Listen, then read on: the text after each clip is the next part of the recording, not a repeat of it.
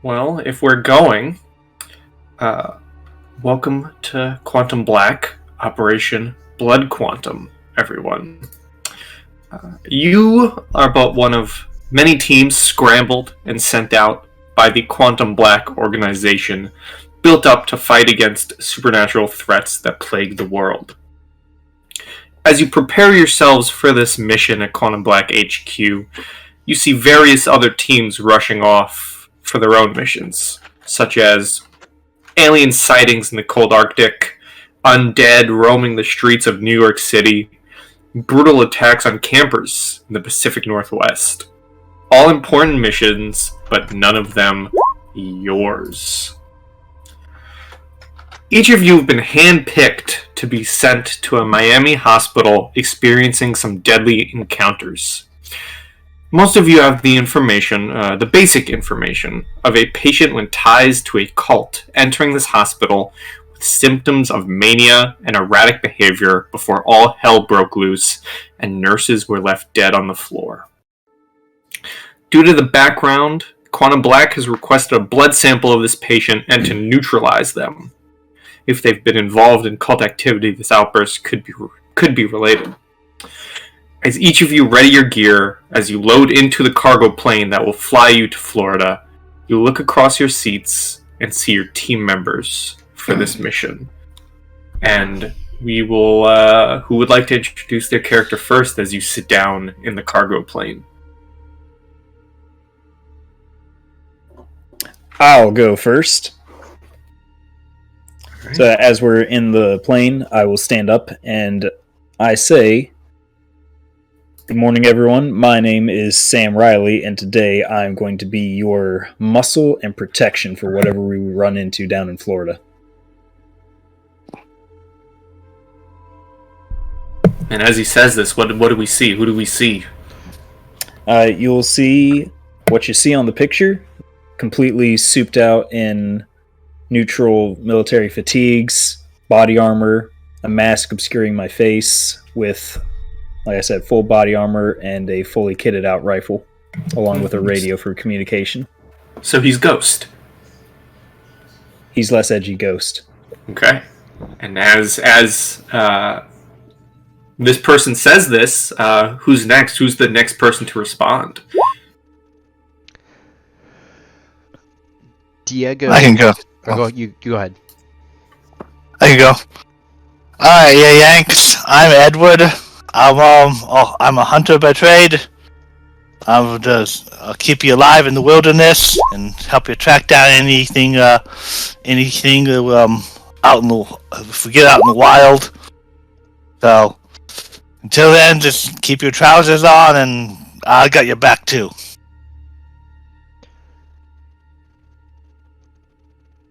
Diego probably sitting across from the two military grunts as he's thinking to himself. And what you all see is he's Hispanic, average height.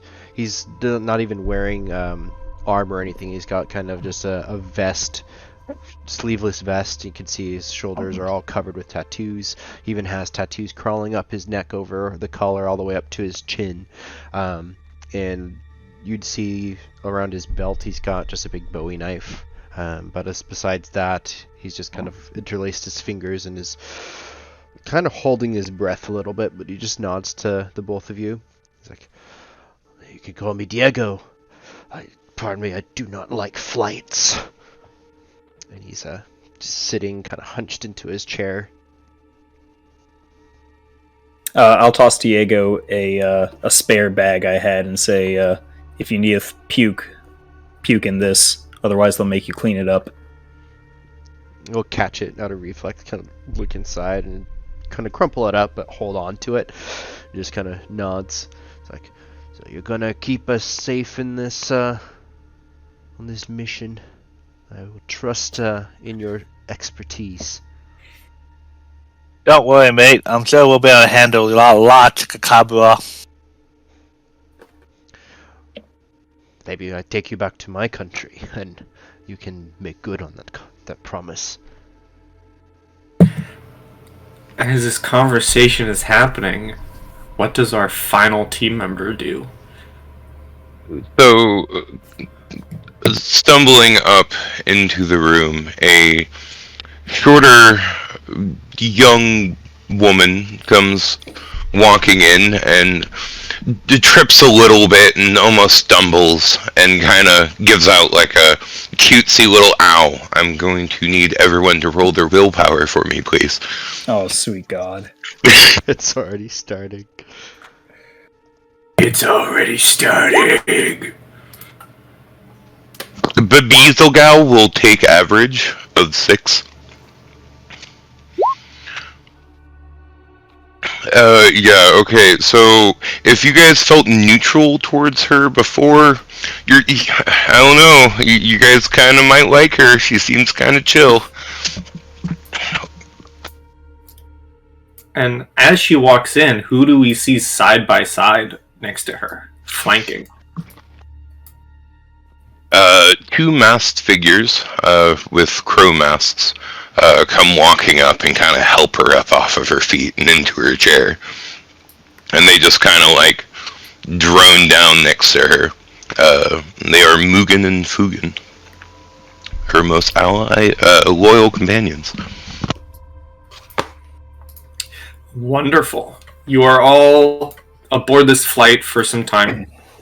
Heading to Florida. You have time to chit chat and talk before eventually the plane lands.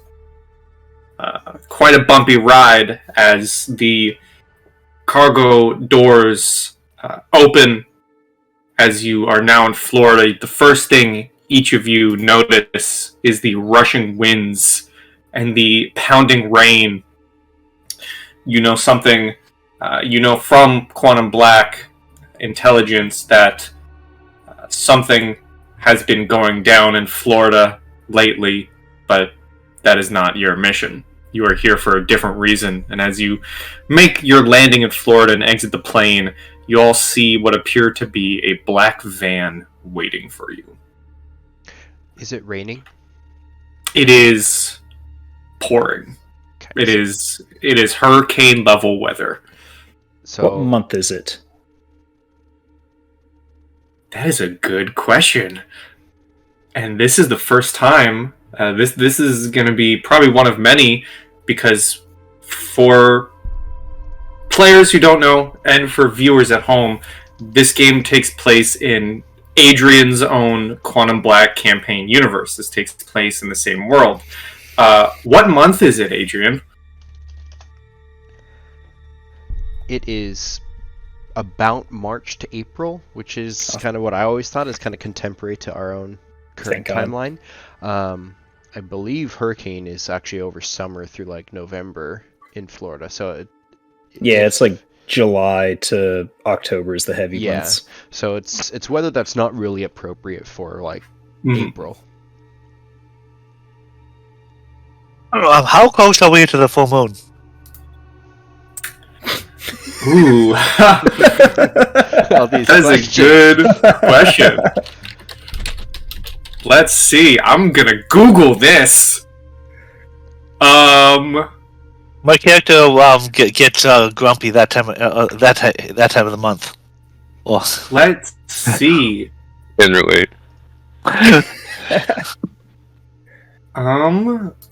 That was supposed to be part joke, but well, it is part joke. But if we're saying this is taking place late March, early April, the next full moon would only be in a couple of days. Oh, he definitely okay. That would be interesting. Out of character, I'll give you a pat on the back because it's your time of the month. Diego's gonna try to be the first one off the plane once the bay doors land. He didn't puke or anything, but he seems very excited to get off the plane. And as soon as he gets into the rain, he just like steps away, not even from towards the van, but just onto the runway, and just holds his hands up palm sky and looks up into the rain with his eyes closed. Can I also roll a supernatural lore check because of this abnormal rain? Ooh, sure. And this is where I will defer to the difficulties table. Seeing that he's having a hard time right now, BeBezelgal would have followed him and would like to assist. +2 to that. Alright, hold on. I'm patting him on the back, reminding him it's okay. Sam is not going to be paying them too much mind, as all of this is kind of like not really beneath him, but he's not completely about that kind of thing. So he's just going to go right to the van and hop in the driver's seat. Okay, you hop in the driver's seat, you look around. It is standard issue Quantum Black van. It's registered to like a sub company. As you look into the back of the van, there lies a holy host of gear and gear boxes to open up and use.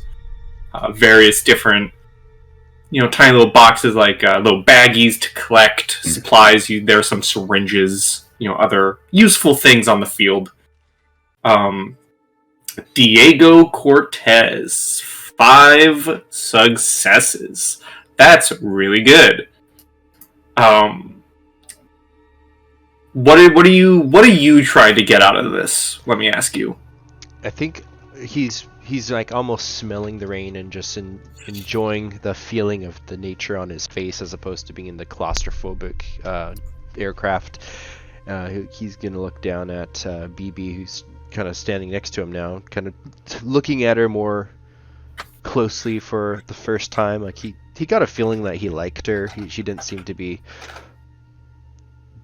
It's not that he doesn't like the other guys, but they seem to just like muscle, which he's seen a lot before over in his home country, and it just seems like a couple soldier guys as opposed to her. She doesn't really figure out why she's here, but her standing next to him, he says, "There's something unholy about this weather," and he is still holding his hands up into the sky. "This is not natural. This is something supernatural." Mm-hmm. It is definitely not natural weather. You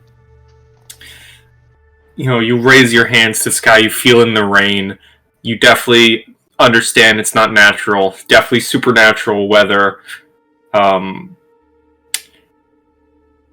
You also, as you kind of tap into your own magics to feel the way the world is working right now, feel the weather. You feel something big shifting, and you feel the sense of other magics within Florida.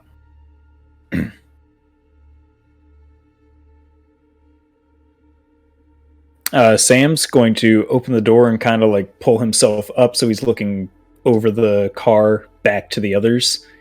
You're like, are we going to go do this, or are you going to stand there smelling the rain all day? What is it you Yanks say? Lovely weather for a goose.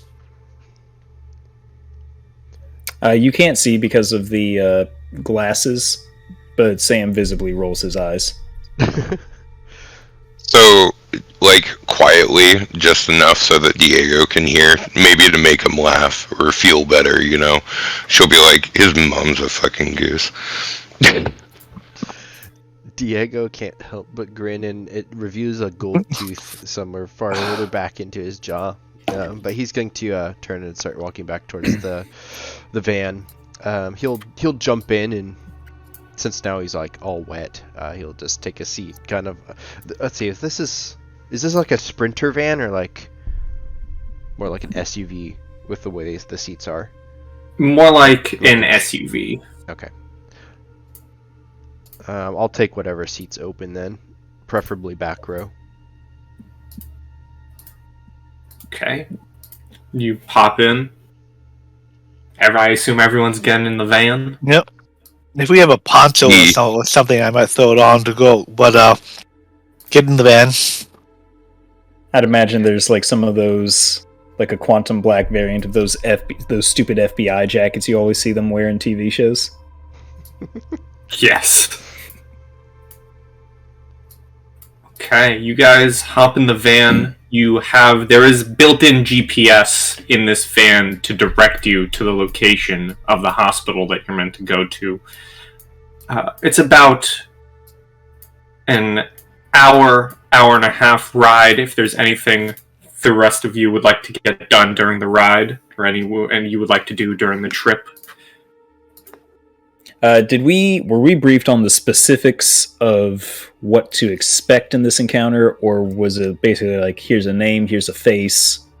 So the briefing would have been what I said earlier: patient with cult background and history. Yeah. Episodes of mania and violence within this hospital.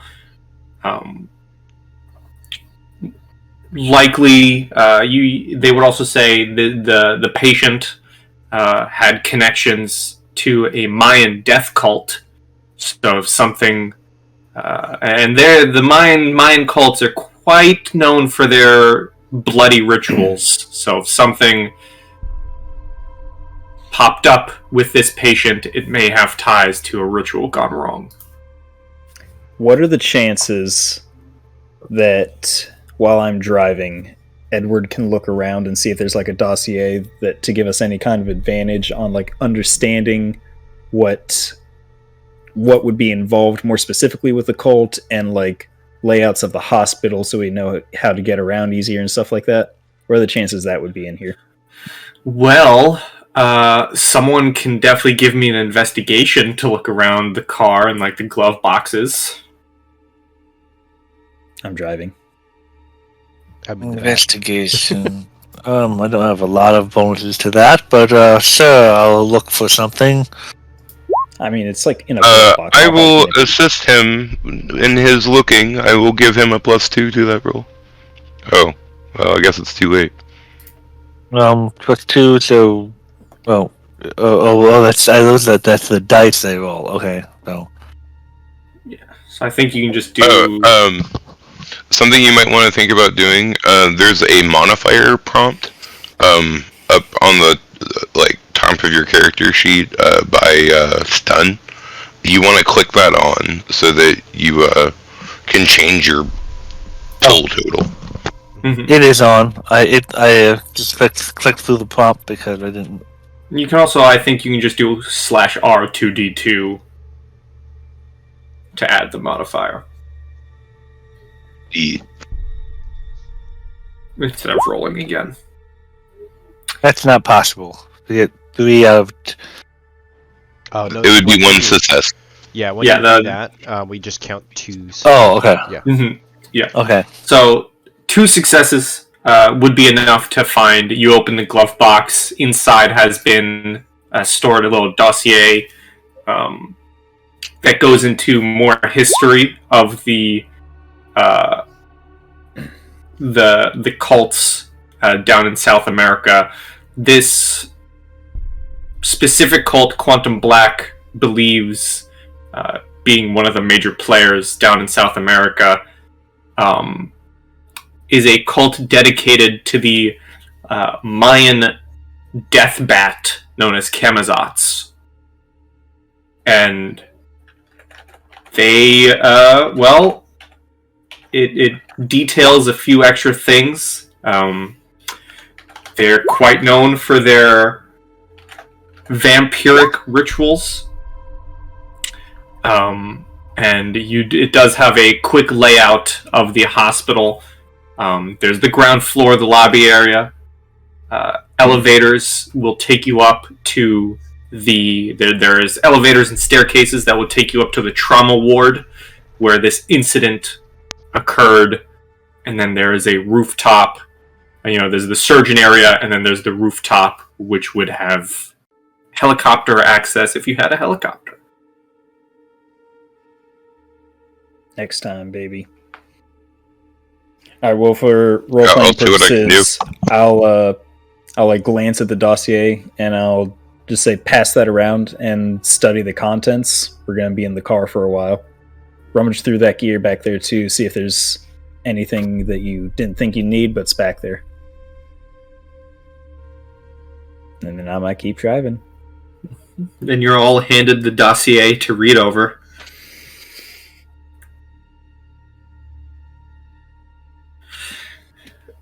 And if there's any other gear you want to take, the van is filled with it. But eventually... Is the dossier electronical? It is a piece of paper. Oh, okay. Yeah, multiple pieces of paper with a blueprint of the hospital. I will take a turn to look at it as well once it's passed around. I won't look at it too long, but I want to review it. Well, if our patient gets... Oh. Go ahead. If our patient gets rowdy, those tasers might... Those hand tasers might come in handy. As far as death bat goes, don't think we need to take that alive. Mount that on my wall. Would I know anything about that, especially since I'm from South America? Yes. Would that be like a lore check? I think it would be another supernatural lore. Alright. Before I roll, I want to kind of hold up the thing, and I imagine like BB and I are in the back, and then Edward's in shotgun. I think that is. If I found it in the glove compartment, most likely. Yeah. So since I'm kind of next to BB anyways, I'll like hold the clipboard over or whatever the dossier, look at pointed, and be like, "Are you familiar anything with these death bats? And I'd like to roll supernatural lore with her bonus if she's able to help me still." She'll do whatever she can to help, like whatever random thing comes to mind. But team player, I can +2. Okay. I think we're definitely within your radius in a car. Not super good. Not super good at all. How's that work again? The success has to be more than the average? So the average is just your like if I rolled 8 dice for this, or actually I rolled 9, so the average is either 4 or 5. So it just gives you the average no matter what. But the successes are what counts. Oh, okay. Other than what's in the dossier currently, Diego, you're having a hard time remembering anything you may have learned. So you really only have the dossier to go over. Well, it can't be too hard. I'll pass it back up. I think I know the answer, but I just want to ask: are there any kind of explosives involved in this in the van? No. Okay.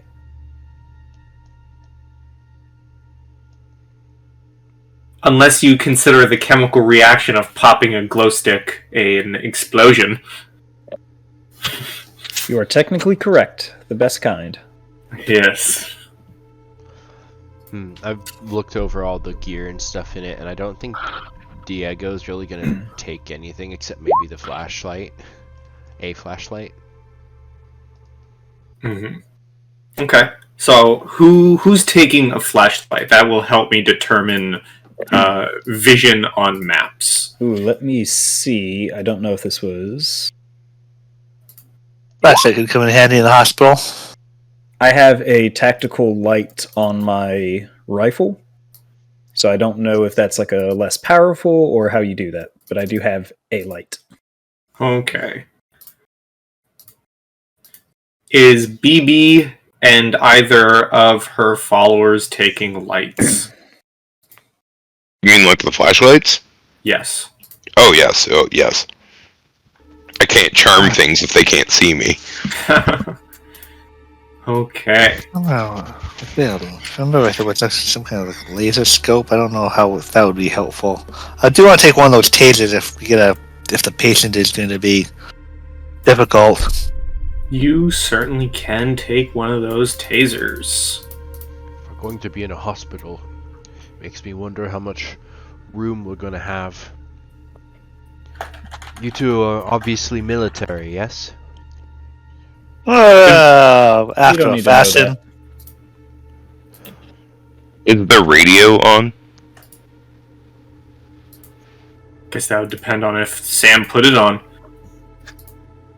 You may ask. Is the radio on? I'm just wondering if it's on. Oh no, it is not currently. It is not currently on. BeBezelgal will begin to sing out of boredom. What do you mean? What? There it goes. Okay. It was showing as no numbers. Mine's been doing that a lot. I don't know what's going on, but it's roll 20. I don't imagine a laser sight would be very useful on my type of weapon, would it? You could. It actually would. I don't. Well, okay. I don't know mechanically if it would make a difference, but IRL, it's not the worst thing to have. It can help you point shoot if you're trying to no scope. Exactly. Like if you're trying to shoot in hallways, you don't want to be looking down to times 12 scope, so you can kind of fire at the hip and be semi-accurate. Alright, I'll grab that laser scope from the back of the van too when we park. Okay, and eventually you do find yourselves parking outside of this hospital, where I'll plop you each into the van. No, you're in the back. Yeah, here's a very ramshackle together quick map as you park in front of the hospital. Wait, I have a question. I'm gonna look at the back seat again. Who are these goons again?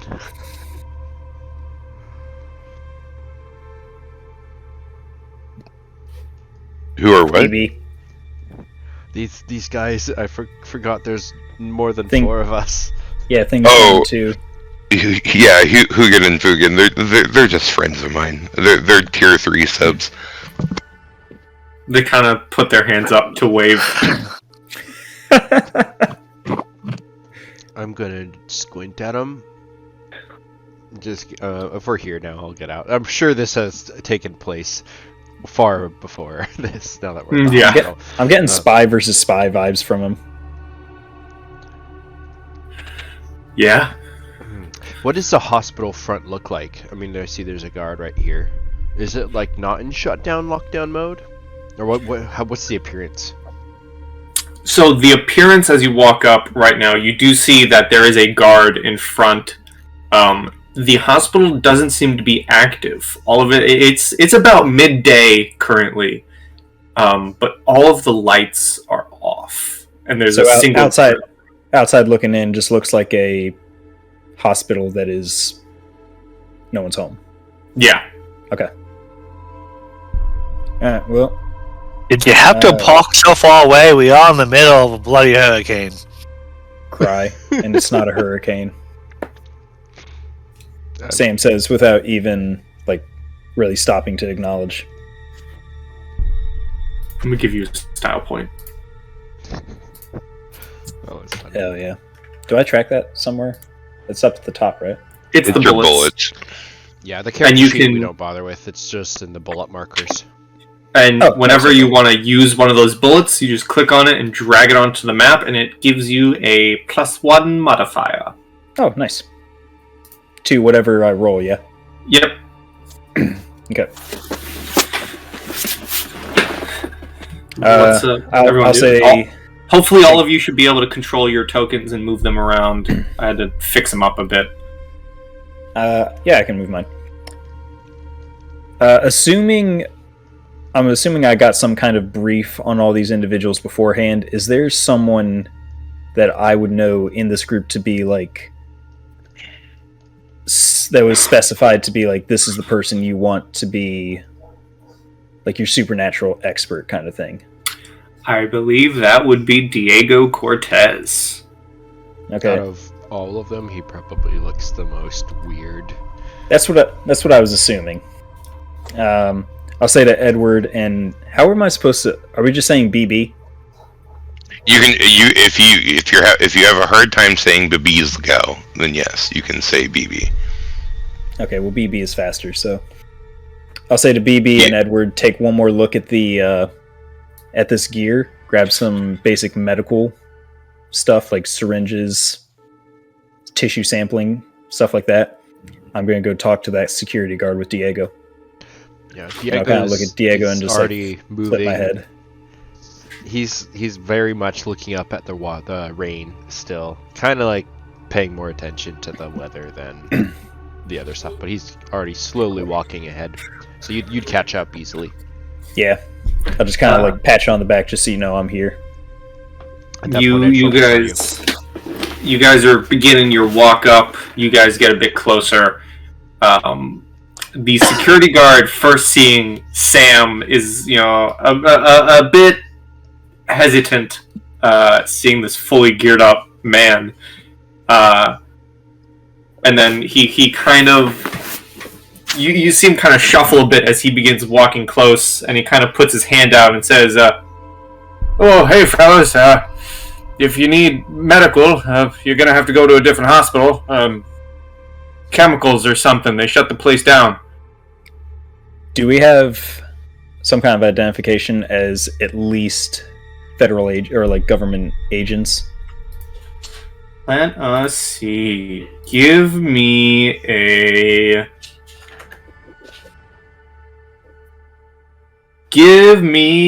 administration.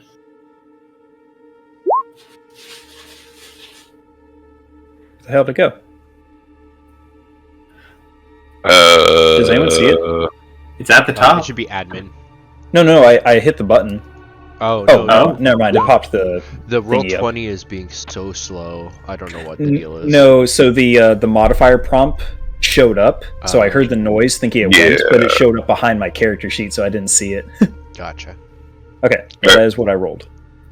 Yeah, so with one success, I do not believe Quantum Black would have given you any badges or any, we're from the government type. Oh, we're also, we don't have rank 1 yet, right? Because we're like a new team. Mm-hmm. Dang. Don't ask me to do admin. You're all newbies. Yeah, I was gonna try to help, but then I realized that something like an administration would have been in past tense, and I wouldn't have been able to help with that. Okay, well, Sam is going to try to hardball it and say we're not here for medical attention. I'm going to take out a tiny picture of the individual who we're looking for. Do we have a name? You would have a name. You are looking for Javier Guzman. Oh, perfect. Okay. So I'm going to pull out the little picture I got and say, Guzman, Javier. We're looking for him. Last he was seen, I believe he was having the medical emergency. You can give me a you can give me a diplomacy, Sam, with a bonus from Diego, which I'll say is +2. Okay. So let's put 2. Yeah. Or a +2. Do I have to put the plus? You just have to put the 2. Okay. And if I use a style point, that's after the fact? If you use a style point, you get rid of it, and then you make it a 3. Saying that BeBezelgal plans on taking the situation over if it fails, she is assisting as well. Because I'm good at this. Okay, so then if you're assisting, that's another +2. So 4? Mm-hmm. Okay, I will not use the style point. You say this, and the security guard goes,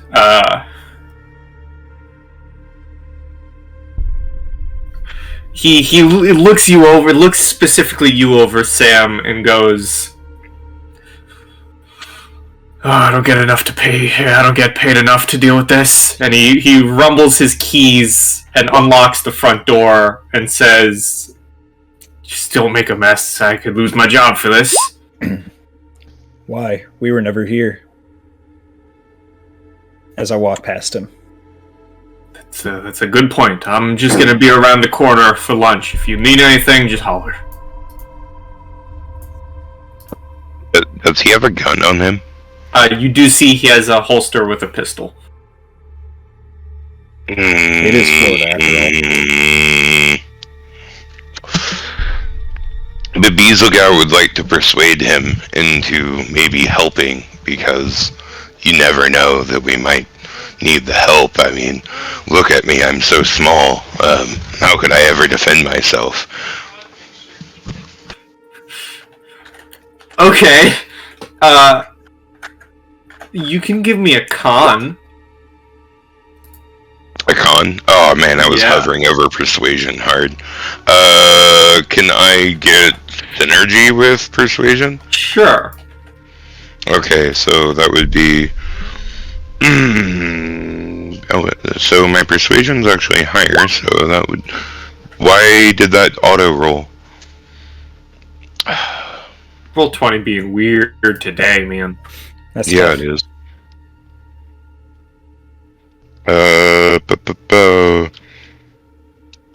Roll 2d2. All right. Well, I'm Okay. gonna roll his. I'll roll his diplomacy against this. Just to see his feelings. He got 1, so I'm gonna say he goes. "Oh, I really wanted my lunch. I guess I can follow you to the lobby, but once you guys start heading upstairs, that's where I stop." Well, understandable. I mean, you could eat your lunch on the way in, too, you know. Well, all right. I guess follow me then. He begins walking in, and you see he begins he takes out a brown paper bag and begins taking out a burrito, and he kind of just goes, "Well, there's the elevators, there's the stairs, and I'm just gonna sit right here." And he sits down in one of the lobby chairs and says, "I'll be down here if you need me." I lock the van, and after putting everything in a big duffel bag and following up with the duffel bag behind them. Can I go over to that front desk he's sitting at again and kind of lean over? What was your name again? My name? He kind of adjusts his name tag. On it, it says Craig. Senor Craig, what level was the chemical spill on? That'd be 3rd floor. And this is 4 stories, or how many would we know that? It would be, as I look up, it would be, let's see. We'll say about 4. Okay. Yeah, it has a couple floors it can go up. Okay, so it's not top floor then. Okay. No. Enjoy your lunch, Craig. And I will follow after. I think Sam's taking point pretty much, so I'll follow after. Yeah, definitely. Okay. Who's behind Sam? Or who's behind Diego? I guess I should say. I think BB would be behind Diego. Okay.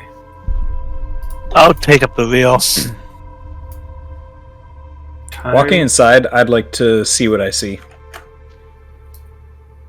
Sure. First thing you notice is it is dark as hell. All of the lights are off. I would like to get out my flashlight. You flick it on. You get a good view of the lobby. It seems, generic. Picture generic hospital lobby. Chairs, waiting room. The patients' rooms. Very simple stuff as you eventually make your way to the elevators. You begin. You click the floor that you need to go to. You begin heading up. Wait, the lights are off, but the elevators work? we'll say Craig turns on some stuff for you, and you're able to use the elevators. Wait, Craig has the power to turn on more of the power? He's a security guard. He says, I'm a bit out of my pay grade here, but most I can do is flick the elevators on for you. If the lights go on, listen, the uppers want to keep this kind of to themselves. If the lights go on, cops may get involved. I may get fired. I just want to eat my burrito. Sam's not really. Sam's not really going to acknowledge that and just kind of like put his foot in the elevator door, make sure it doesn't close. I'm just gonna shine my light in the elevator if it's open, and then just kind of see it's a big box. I mean, I know what an elevator is, but I don't really want to go inside one, so I'm gonna look for stairs. You do find a staircase. Seeing that he walks away, I'm kind of gonna grab his jacket and like, where are you going? I prefer to take the stairs. We're not splitting up. If you need to take the stairs, we're taking the stairs. Do you think it's I lean back over to look inside the empty elevator. A good choice to take an elevator into an unknown zone. At least at the stairs you can control your exit.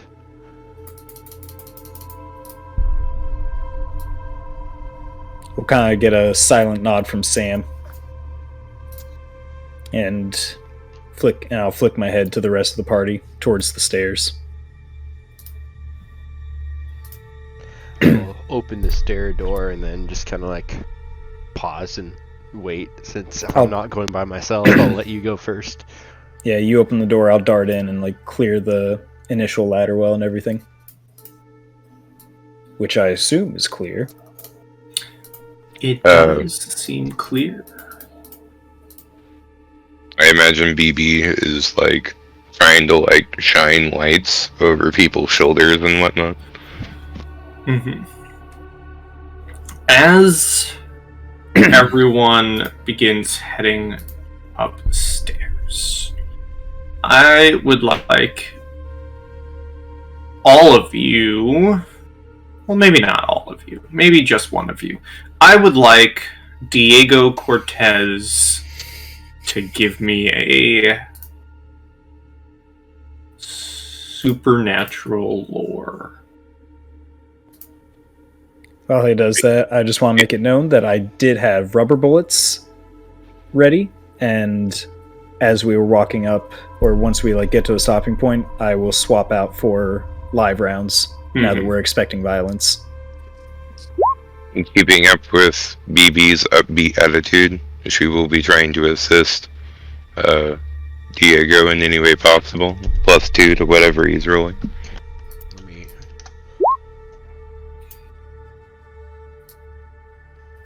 So that's a total of 6 then. Okay. And he's going up slowly, kind of trailing his hand on the railing as he's going up. Yeah. All right. Well, with that, you're going up the stairs.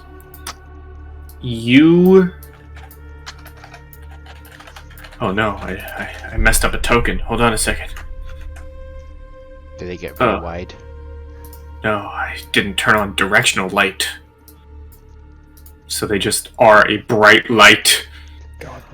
I'm emitting light in all directions. Yeah, that's not what I wanted. So, as you begin heading up these stairs, Diego, your connection with magics, your being from South America, your understanding of the cults down there, even if you don't know this cult in particular, you do get an interesting sense as you begin slowly heading up the stairs that no one else does. The first is you can hear many a heartbeat from above you. Creepy. The second thing is you, with 6 successes, you kind of hear past the heartbeats, and you don't hear another. Instead, you can hear the sound of rushing blood. As I'm going to move all of you up to the hospital, where you can move your tokens and shine a flashlight in different directions. That's cool. Diego, he draws his knife slowly. He doesn't say anything to him, but he gets apprehensive. I check that door to my left just as... Never mind. I see that it's locked. You might want to change to your ammunition. Oh, I already did that. Got it. Back in the lobby, he would have I don't know what's the proper terminology. Put the laser sight on and made it so it lined up with his other sight and adjust the. I'm unsure if the laser sight in game gives any bonus, but I It's a feel like +1. I was just gonna say it feels like it should be a +1 to shoot. Now you came with us up the stairs, right? You didn't hang. You're not in the lobby. Oh, he's still following. He just That's what I thought. once we were inside the lobby doors is when he kind of takes the gun out and makes sure the sights lined up and on target. I see him back there. It's just the lights. And you can flip, if you click on your tokens and you click the little dinghy to turn it. So cool. The light changes directions. Your flashlights change directions. Sam's gonna walk over here and kind of like nod to Diego and nod at the door as a cue to open it up so I can check it. And if they don't have the lock, if this works correctly, you should be able to click on the door and it opens. Actually, I don't even need it. I don't even need Diego to do that. I can do it one hand. So I'll just like pop it open, push it slowly in, and then immediately ready again. Okay.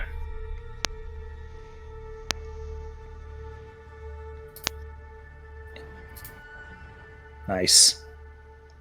Okay. Do I have... Okay. Didn't see which way the door opened. I think it was to the... Okay, yeah.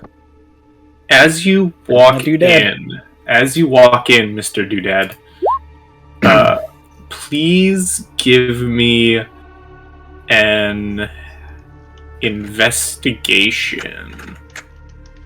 Investigation.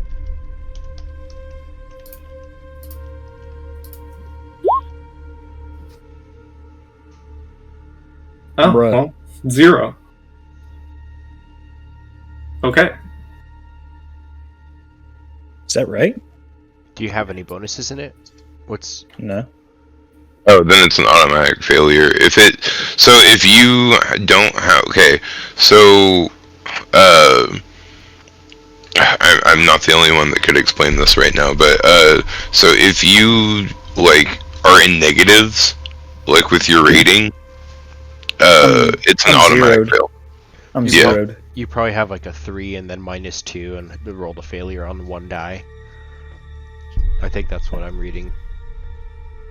The investigation I'm seeing, the base is 3, he has no levels in it, and the rating is 1. Yeah. Yeah. So it's a -2 untrained. That's why. Okay, learning. So Sad times. if you can't investigate, I might make a recommendation of perception instead, I guess. But it would be detailed, like you're not searching the room. It's like a just quick sweep. Yeah, you can do perception. I forgot that perception is a skill because it's not in the skills. It's a main thing. Since we're not... Oh, there it is. Okay.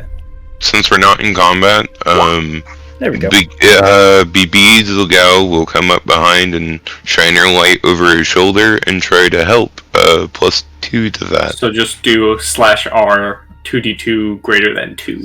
R 2d2 greater than 2.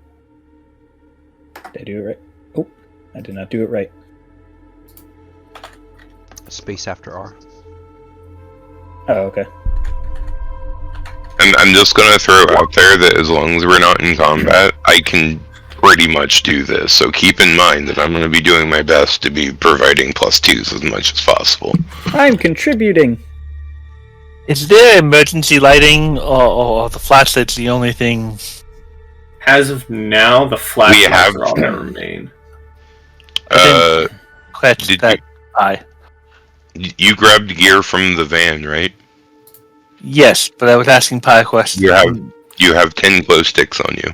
Yeah, you do have glow sticks. The lights of the... What the fuck was it getting closer? Because I have to do a blood trail. The lights of the hospital are still currently off. They have not been turned on. So you have your flashlights and you have your glow sticks.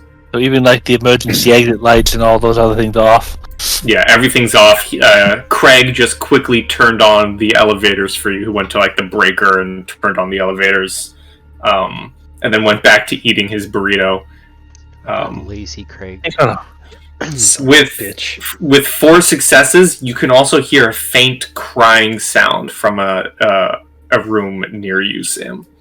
On my not my turn, but just in general, as Diego's kind of watching people go inside the room, he's going to start tracing his arm, some of the tattoos that he's got on there, and he starts speaking in Spanish, and just kind of a low chant in his under his breath, and I'm going to start exercising from here on out my talent of Guardian, which is a 10-foot radius. Ooh. Is this the back of the room? Yes. Okay, just making sure. I want to turn off my flashlight and activate a glow stick and stealth down this corridor to check out the hallways. God damn it. Okay. I keep trying to turn my character, I keep hitting the fucking button. So, as he goes by, can I grab a glow stick out of the bag? You certainly can. Sam holds his hand up in the signal to shut the fuck up. And Okay, I'll step out of the room, assuming that's talking at me. You... Oh no, that means like stop moving. Sorry to bust up the glow stick real quick, but you see what you see, Sam. You see this creature and some sounds of munching. Has it appeared to notice me? Let's find out. While that happens, what's BB doing?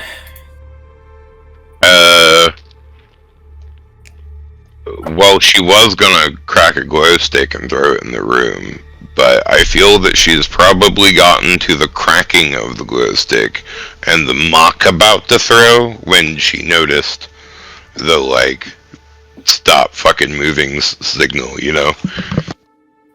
Oh, you guys are gonna love the name So of that this creature. I will say, for role-playing purposes, that is the signal that I made. However, you don't necessarily have to go with that, as your character might not understand. So, was hand it's totally. Was it like the hand up in the air signal?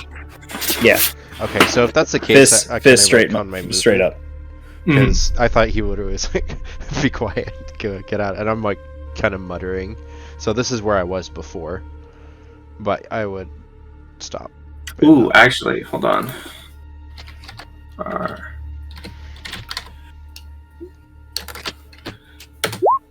Wow, okay. Doesn't seem to have noticed you. Man bat. Okay, so I'm going to turn this around just so I can see who all is. Okay, so it's just him in here with me. Mm-hmm.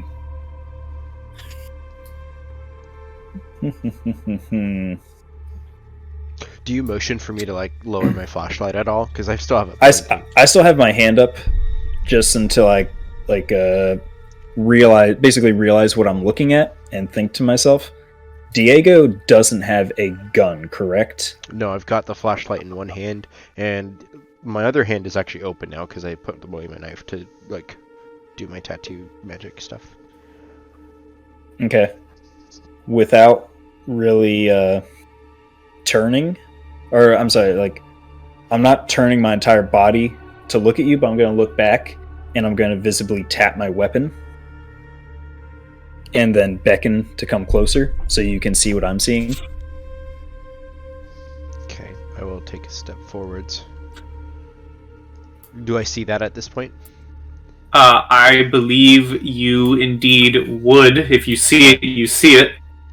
Yeah, I think you can like And- make out this corner at least. I'm gonna do another thing.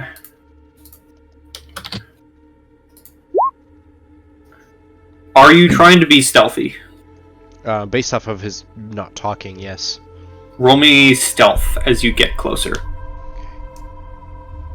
I don't know if this is something BB could help me with. So, I mean, in theory, yes, because I don't like as long as you can see and or hear me within like distance, like I can help. You know, as long as it's like a skill essentially, and we're not actually in combat. so Even if I don't have that skill.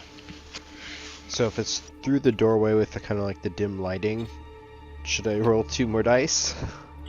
Yeah. Okay, I'm just gonna do 2d6 and positives. Okay, 1 success. She was like quietly humming a sound that neutralizes noise. Lamo, JK. From the perspective of the man-bat, it is this leathery-skinned half-man, half-bat. It still, as you're looking at it, it still has... It has ripped up and shredded nurse's clothing that it wears. Oh, And- jeez.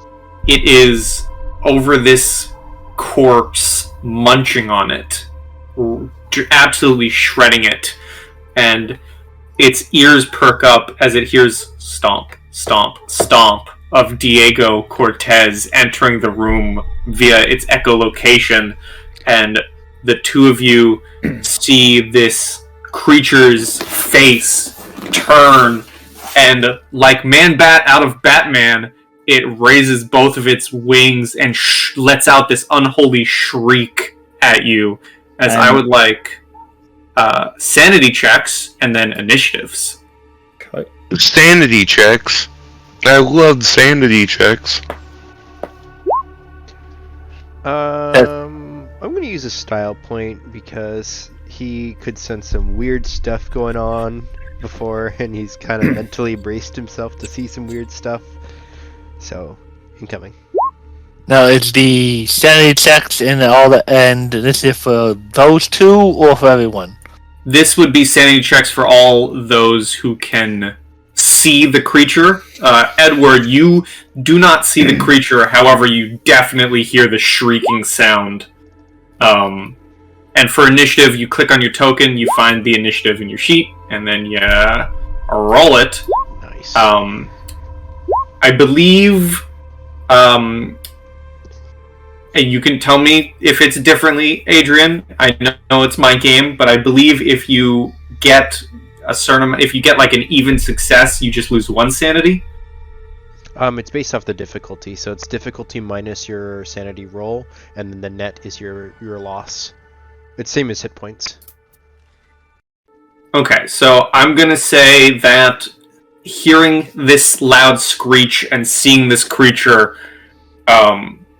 Diego, you're gonna lose 1 sanity, and yeah, I think both of you would just lose 1 sanity. You hear this creature. Where do I track that? Where should I track that? I just use token, the blue bar, but there's a place on the sheet. I take it back, there is not a place on this sheet because this is the all for one. I usually track it next to my motivation. I usually put my sanity there. Okay. So is my starting sanity my rating? Starting sanity should be will plus charisma. Okay, so yeah. Cool. Yep. And then I'm gonna... They're not here yet, but I'm gonna roll initiative for some other friends. Don't you worry your pretty little heads about these guys.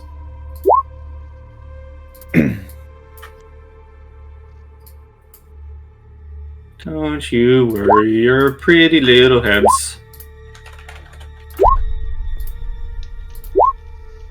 As I'm gonna put on some fight music. Do.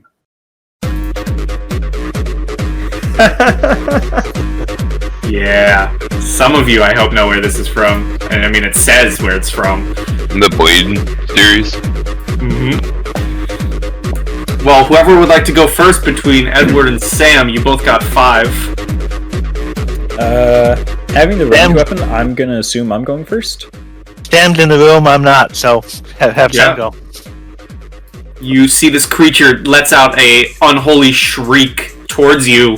It is your turn. Okay. What are these next to me? Are these like just curtains? Those are curtains and hospital beds within. Curtain off beds? Okay. Yeah.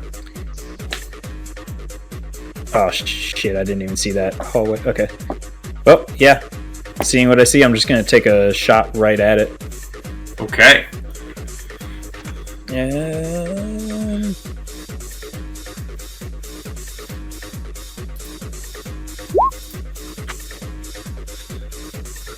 Ooh, okay. And I'm gonna roll its defense.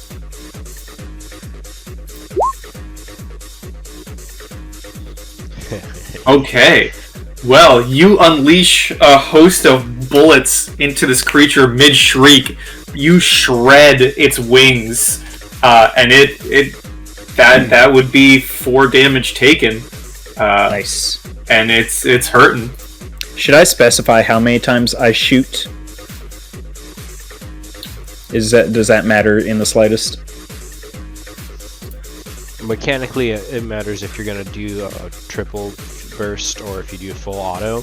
So normally it would be just 1 shot, but if you, like, for flavor, I would always just say, like, we're not tracking individual bullets in line on. Okay, yeah, that's more of what I was asking. Okay, yeah. Mm-hmm. All right, and you can move. You know. I will move this way, so I have line of sight of it, but just like a little bit of concealment from the freaking beds. All right. Edward, you hear this screech as almost immediately after you hear the sounds of gunfire from behind you. He intends to turn back and check out what's happening, but he did come up here to look down the hallway. So he at least wants to take a glance, look left and right down the hallway. And I reduced your vision due to just having a glow stick out. But I mean, yeah, I guess I don't see much. But so he would just take a look down the hallway, and then he would. What's my movement? 6. Mm-hmm. So 1, 2, 3, 4, 5, 6. He starts heading back down the hallway. Rifle out. All right. As you begin heading back down the hallway, you and your followers see rounding the corner with a knife in hand and I'll puff up the token so you can see it because I think it looks pretty cool. This cultist-looking figure dressed in what would be pretty accurate to say Mayan adornments, and I'll put him here for the others to see as well, so they can get a cool look at him as he walks around the corner. And let me look at his move. So he gets right here, and you can see with the flashlight he is brandishing a dagger, as it is your turn. Do your followers get their own initiative, right? I'm not quite sure how follower initiative works. If that's like after me or if they have their own. If they have their own initiative, you'd be the one to roll it anyways. So yeah, so I'm gonna roll for them. Yeah, they don't have good initiative. No, but it is your go. Alright,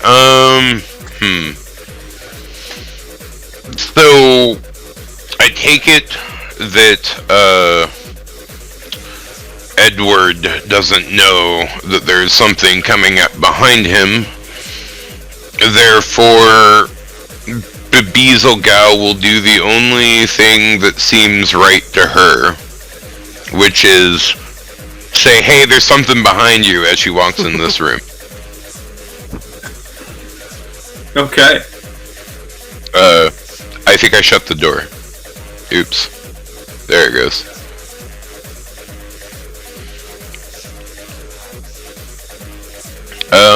Pew, pew. Actually, no. I'm gonna retcon that. Okay. Because in all actuality, I think it would be more beneficial for, like, turn economy. I'm gonna actually take the move and move my 4 spaces to get behind them. And then I'm going to face this individual and I'm going to whip Cracky with my fucking fork tail. And I'm going to try to intimidate him with my whip. Oh, you're gonna try and intimidate. Indeed. I'm gonna like crack it like right like an inch from the bridge of his nose. I'm just gonna try to crack my whip. Alright. Now, I have specialization whip, so I'm gonna form that synergy when I remember to put on prompt modifier. Why do I keep on not having that on? Blame roll 20. Everyone just blame roll 20.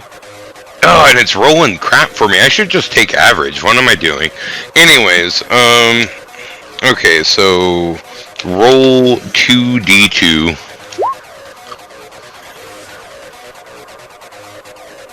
Okay, so a 2 for my intimidate.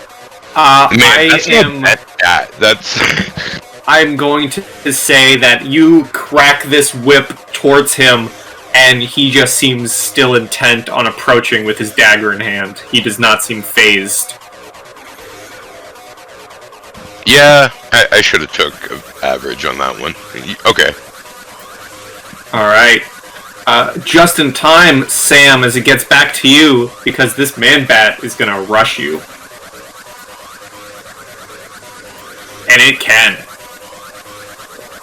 It's going to get right here, and it's going to try and pounce onto you and bite into you, my friend. You get So, a +2 defense from my guardian. And, yeah, this is going to be its attack versus your defense. Okay. Well, I'm pretty sure you can beat a 1. So you said 2 modifier? Yeah. Yeah. That was,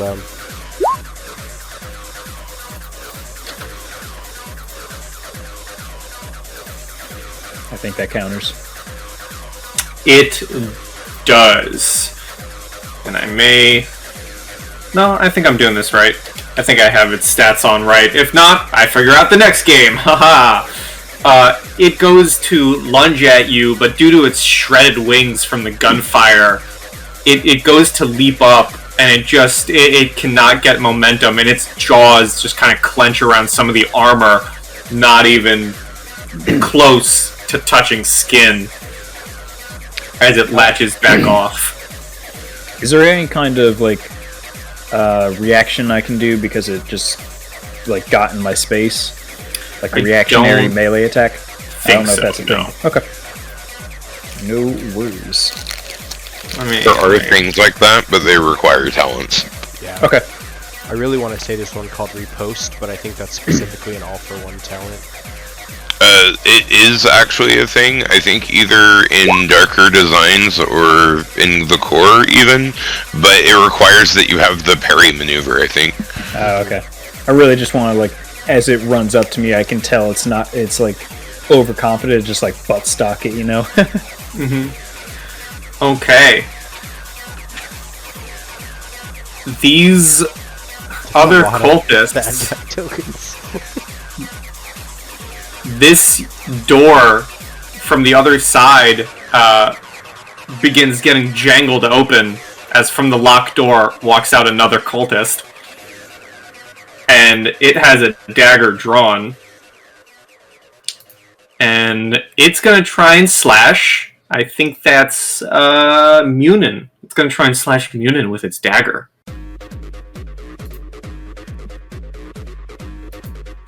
As it walks out, speaking, in Spanish and various languages that probably only Diego can understand. Even then, if it's probably like Mayan, it's probably like a dialect that even I was like, I know some words. Actually, no. My intelligence, I think I already chose languages. No, I didn't. If it's mine, you wouldn't know dick. In my opinion. That's the attack versus Munin. If the dagger gets through the armor or lack thereof of Munin, dealing 1 lethal damage.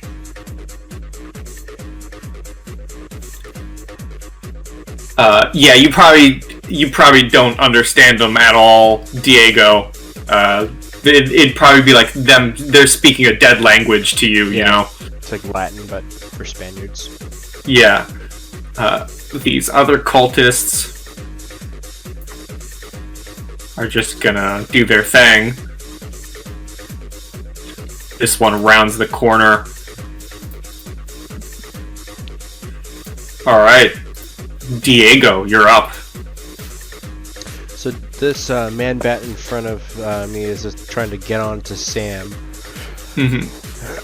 I would like to drop my flashlight. I don't know if you want to turn off my token or not. I should be able I am gonna turn off your token. I should still be able to see him from the ambient light from Sam. I have a question. Did you just drop it on, or did you turn it off? No, I just dropped it. So whatever. Well, then I'll keep your light on. Okay. So I'm going to, with both hands, put them out towards him, and the tattoos on my arms are going to begin to slightly glow as I'm going to try to cast Enslave Entity on him. Ooh. Which should be I believe it's a will check against my ritual magic. Ooh. Man, I wish I was in that room.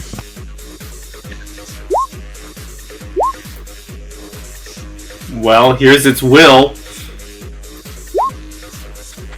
So describe to us what happens. The bat is going to recoil off of Sam and kind of drop into its crouch, whatever its normal postures, and Diego's arms are glowing with this kind of blue-orange energy.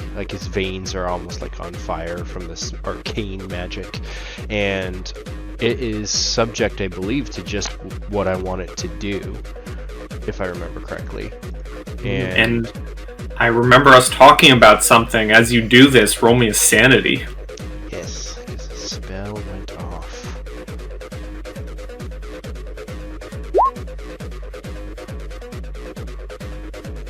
Okay. Okay. I'm gonna say that you have, in combination with your pretty dang good ritual magic, a spell did go off. You managed to take control of this spell and assert your domination over this man-bat. I'm going to say that you will not lose sanity. Excellent. So I can control the creature. Can can I use my move action for it and dominate its will to make it go back outside the doorway to here? Or does it have to be on its turn? I'll allow that. Okay. And Sam, you can see that my hands are still outstretched, almost like I'm a puppeteer as I'm forcing it to walk past us now. Does the bat have like glazed over eyes? What does Sam see? I'm assuming Sam is seeing like the bat was still like clawing at him, and then all of a sudden it just stopped and started walking away. And then I look over and see his arms are glowing, so I'm putting 2 and 2 together, I think. Yeah, and I'm like facing it too as it turns, so if you move its token, I'll turn mine as well to face the door. Yeah, and the rest of you in the hallway see this large, lumbering, bat-like creature in tattered nurse's clothing exit the room, and I think now I would ask Edward to make a sanity.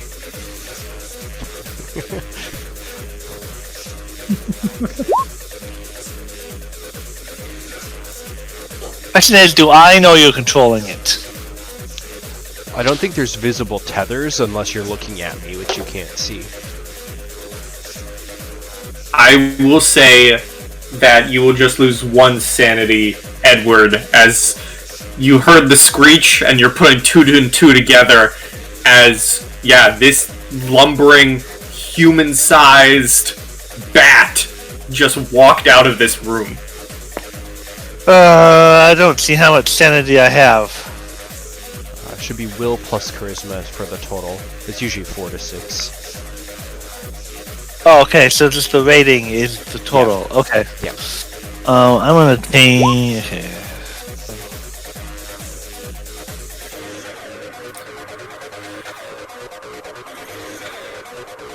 And is that your go, Diego? Yeah, move in spell. That's it. Moving the bat. As this happens, you all hear another loud screech come from another room of the hospital. In what general direction? Down. Give me a perception. Okay.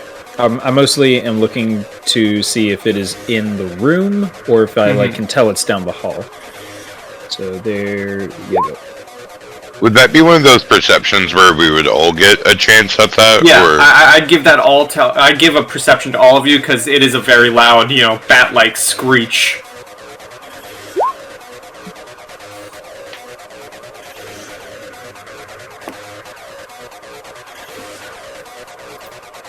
And I'll even roll for the allies.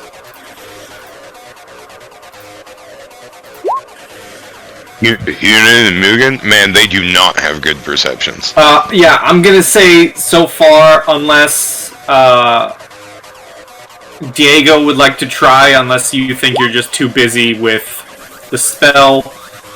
I'm definitely very focused on that to maintain it, but I don't even remember what you guys are perceiving, so... Another screech and where it's coming from. If I can try to hear it, that'd be cool. Yeah.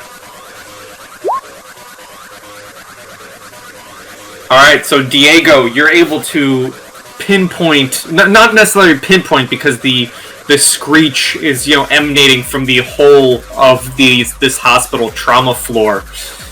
But unlike the others, you are able to tell that it is coming from further down the hallway, whereas everyone else is just like, that was loud, it is somewhere in this hospital. Hospitals are echoey, Yeah, exactly. And it's gonna try some stuff. You're gonna. This is where the DM starts playing with himself. Phrasing. Yeah, I know. Terminology. I know. I wanted to make the joke before someone else made it. Is it? Alright, well that happens. Munin is the one with the pistol. Yes. Let's see. I think unless, there's a cultist in front of him. There's also a man bat. He was attacked by the cultists. Are there any bonuses for firing point blank, or are there negatives? +1 for pistol, -1 for a rifle. Alright, well, And he has a pistol. It's a 38 snub nose, 38 special. So that's like what it's meant for. Get off So my gun. he's gonna fire into this cultist. Weapon you only have to fire once. Hopefully. And let's see his defense. Woo! One of my followers was good for something. Yeah. You sound like they don't always do much, but I mean, followers are not going to be nearly as powerful as you out, so. So the cultist takes this bullet, and some of his fingers, where he was clutching the dagger, are just entirely shot off his hand. And he again, he shouts in a dead language none of you can understand. Hugin, seeing his brother do some work, is gonna try and finish off the cultist. Hugin actually does have specialization melee swords. So what would that give him? Just a Well, I plus already one, rolled. but it's already accounted for, I'm pretty sure. Yeah, -2 to his defense. Oh, that's right. Multiple attacks. Oh my god! Team Meat Shield coming in clutch all of a sudden, jeez. He unsheaths this sword cane and cuts up this cultist, who is still somehow standing. He's missing some fingers. His chest has a large slash across it. He is bloodied. He is still standing there, dagger in hand, however. Do I hear and it gets his back. echoing heartbeat now on top of all the others? You definitely hear a faster heartbeat. I'm too busy to do anything about that or think about it. And give me a quick out of round supernatural lore, Diego.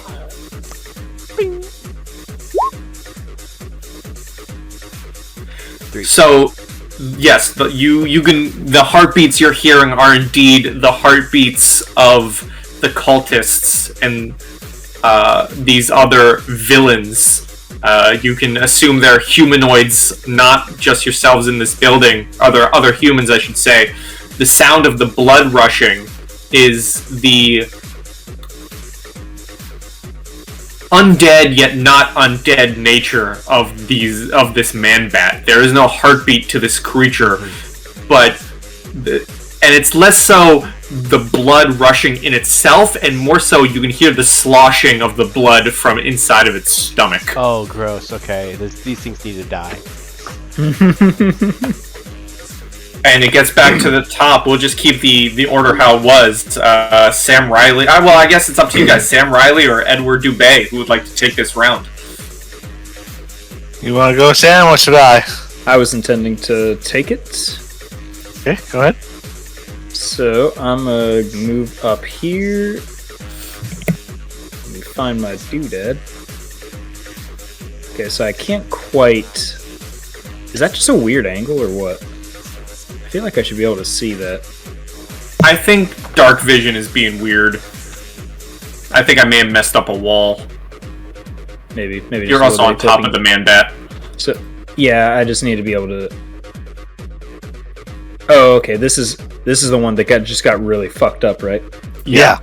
Okay, so I'm gonna kind of move so I'm like in. Actually, I can do that. Isn't it like shift or something? To be in between spaces. Yeah, it is shift. Yeah. Maybe it might be. It's alt. Alt. Okay. Yeah. Future reference. I don't know. So I'm gonna kind of be in between those spaces, so I'm mostly behind the cover of this wall, but I am gonna be like peeking around the corner. I'm just gonna take a shot at that guy. Mm-hmm. Is it a -4 then, because he's been attacked twice? Yeah, well, no, this is top of the round, so it's a new round. Oh yeah, that's true. So no. When the NPCs are cooler than the PCs. Sheesh. Oh, he did. Yeah. He did. You riddle this man with bullets, and he drops. Like he goes. Half of his body is in the hallway. Half of his body is in the other room. It's like 2 right in the chest. Quadruple Mozambique or something. And then using some context clues, because I can still move, right? Yeah. Okay. So I think that was... How far did I move? 2 spaces? Yeah. Okay. So using context clues to know that most of where we came from is safe, I'm going to go out here and see all that.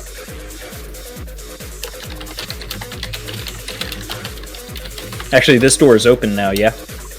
Mm-hmm. I'm going to move across the hall and do the same thing and go into partial right there. And if you want to see inside the room, you'll have to turn your token. Yeah. Oh. Well. Oh, hello. Hi, Mark. All right, Edward Dubay. No one has told me that the man bat is under under our control now. Nope. And this thing looks similar. It's a beastie type thing. So he will drop to one knee. No, you did. I would just like to say that you just watched Sam go to cover, shoot around the bat, and then move past the bat without. Yes, that is true. I will add. I just want to throw that out there. Yeah, those are context clues.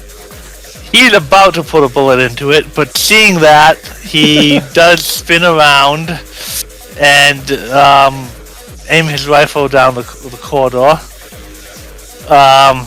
Was there something about doing a full round attack to attack twice, or? So you can do a total attack, which gives you a +2 bonus, but then you can't move, and if someone attacks you, you get a minus... No, you don't... It's not a minus to your defense, it's just your body defense. So body plus armor, you don't get your dex bonus if you total attack. That's more attacks, or is it just more to one attack? It's more to one attack. If you have a full automatic weapon, you can do a couple other things, and then there is a total type of total attack that you can attack 2 times. He's going there. I don't want to get in his line of fire bullet. The other makes sure I don't. I guess I'll do that old thing too, where he's somewhat around her. But not where you're using a little girl as cover right now. What is? No. Oh. No, I just don't want to go all the way over here because then the semi-automatic is gonna be firing around me. No, but he's gonna go down here, so I'm not. So you're not in my direct line of fire, and he will put a target this one right there. Okay. And he will try to put a bullet into it.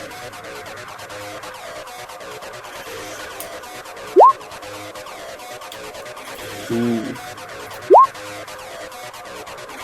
You send this shot out, and you aim true. The bullet hits the gut of this cultist, of this Mayan-dressed cultist. There's a hole in them. There's blood gushing out. Diego, you can feel the thumping of another louder heartbeat as blood begins to flow down the hallway. But he is still standing. He clutches his dagger in his hands even harder. He seems... his eyes lock to you, Edward, as it's like wow, you just shot me? I'm gonna cut you up, son.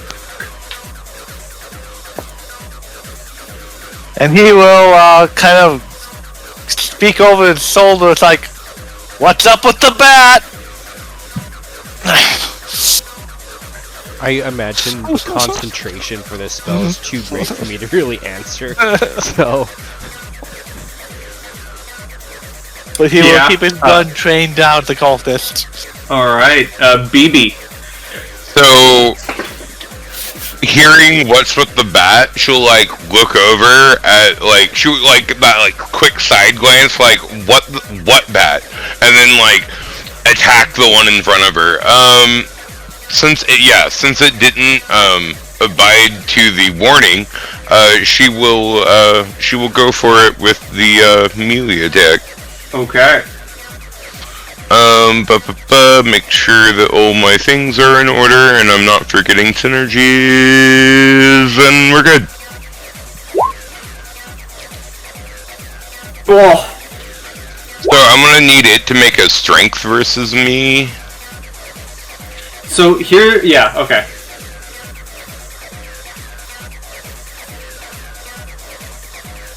A strength? Okay.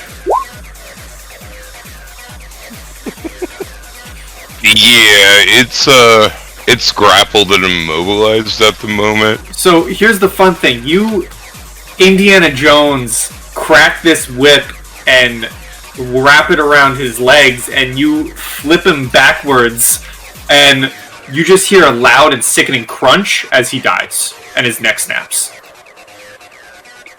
Oh, that much non-lethal damage. Okay, fuck.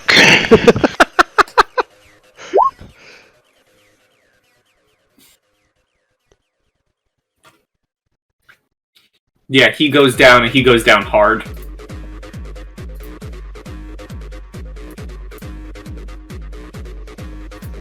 Anything else? Yeah, she's gonna like toughen her, like spread her shoulder out like she meant to do that, and like look at the other one like, bring it, motherfucker. Alright, well, I think Bring It Motherfucker is about to have a man-bat rushing him. Would that be correct, Diego? I haven't reread it for a bit, but I think it gets to make an opposed will versus my magic on its turn, and if it passes, then it can act normally, and if it doesn't, then it's still controlled by me and I control it on my turn. Alright, well, here's a willpower. Okay, so I'll roll supernatural or ritual magic again. Well, you beat it just barely. Okay, so yeah, I'm sweating as I'm trying to control this, I guess, undead, terrible problem.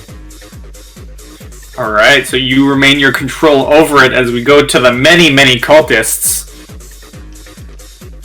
You can hear shouting in a language you don't understand deeper into the hospital. And it sounds like... actually, with Edward and BB being the closest up the hallway, both of you give me perceptions, please.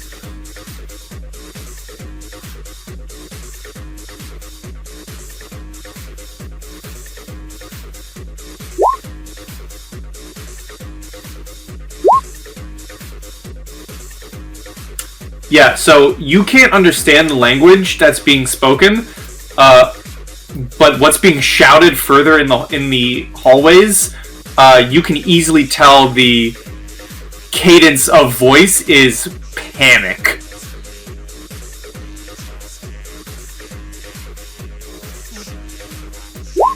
Let's see what happens here.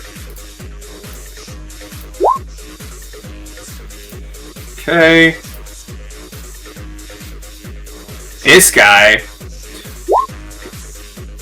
is going to come up to you, BB, and try and strike you with his dagger. Okay.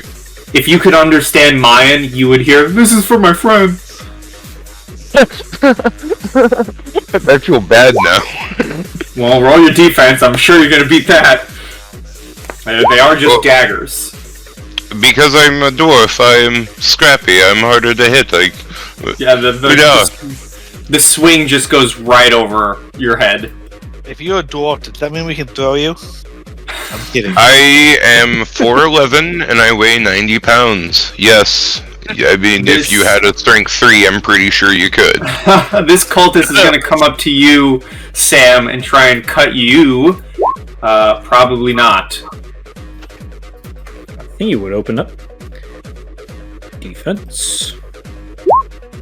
Yeah, it strikes at you, and you just, like, jump out of the way. No contact is made. Diego Cortez, you're sweating. This is taking some hard control on you, but you still retain control of this bat creature. Okay, so I believe I can still do a move action and make him move for my normal action as like the command. So can I make him? Maybe I can't. I don't remember. I want to basically make it go up and around and claw this guy. Sure. I'll say. Can I move up to the door too as part of that? I will say, because we both don't know how this kind of works, I'll say you can do that, but we're gonna, because of the strain it's taking on you to control him, we're gonna cut your movement down in half. Yeah, I just want to get to the door, so I'm... Yeah, does that sound like a fair... Sure. Absolutely. So it can move, I presume, at least 4 squares. Oh, yes. It can get up to him. And then I'll get here. Oh, shoot, there's a guy there. I quickly checked my 6. And Edward and BB, you see this galloping man-bat rush up to this cultist, who has been shot before, so he's going to get a -2 on his defense. As the man-bat goes to latch its jaws into his neck. And we see you now, so it's probably a better idea that we can probably better tell you're somehow controlling it. Yeah, with the amount of exertion you can see, and my tattoos are glowing, which is very supernatural. This man-bat rushes forward under your control, Diego, as you're puppeteering it. And even with its shredded wings, it leaps up onto the back and the side of this cultist, and its fangs dig into his neck, and where once there was a neck on this human, there is a giant gash as a spray of blood flies across the hospital walls as it just absolutely tears out his neck. Can I follow up with kind of a gritted shout of "Shoot it! Yeah, shoot her! Shoot her! Shoot her!" Yeah, you absolutely can. 100%. That's my turn. Okay. Let's see what happens over here in the hallway that you guys can't see.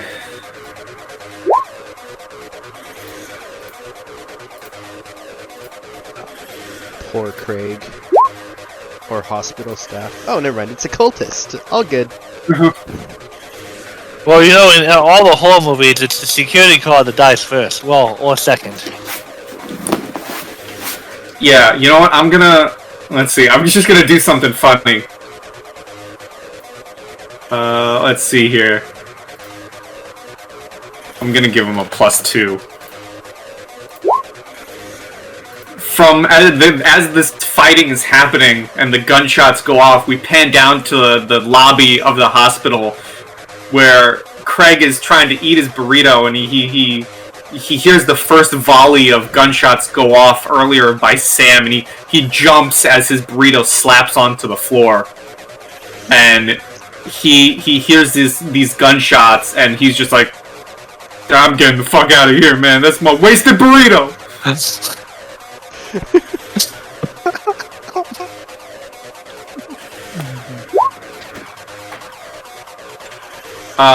Munin is going to use he's gonna step up past Sam, glancing at this other cultist, but he's going to use his revolver and fire into the man-bat after hearing Diego shout, "Shoot her!"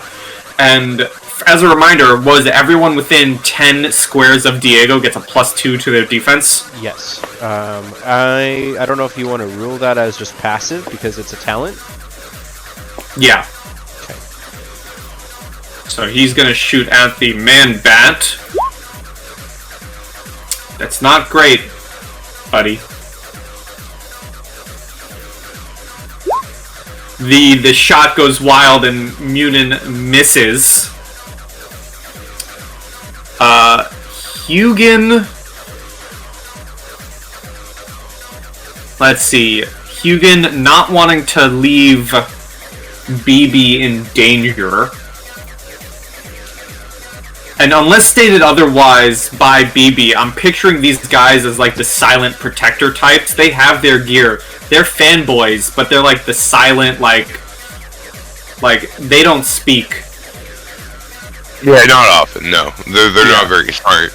They wouldn't have anything bright to say if they did say something. Yeah. So Hugin is just gonna get right here, and try and get closer to the Man-Bat to take them down. As we go to Sam Riley, you have this cultist in your face.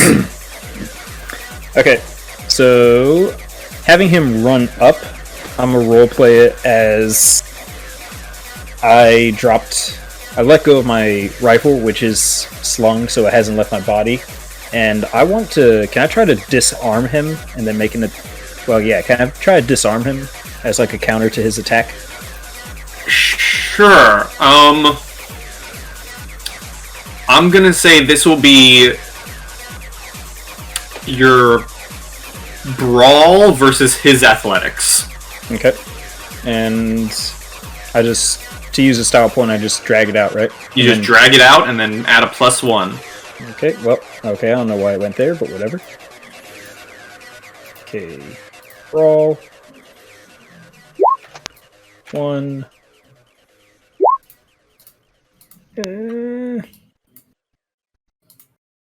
And then his athletics. I'm going to say that a struggle begins. Okay. You're trying to wrench the dagger out of his hands, and he's trying to fight back. I'm trying to, at minimum, disarm the knife. So Yeah, I don't necessarily care about retaining it. I want it out of his hands.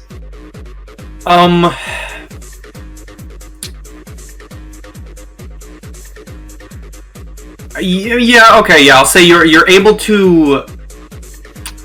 You're able to. It is a bit of a struggle, but I will say you're able to at most get him to drop it to the floor. Okay.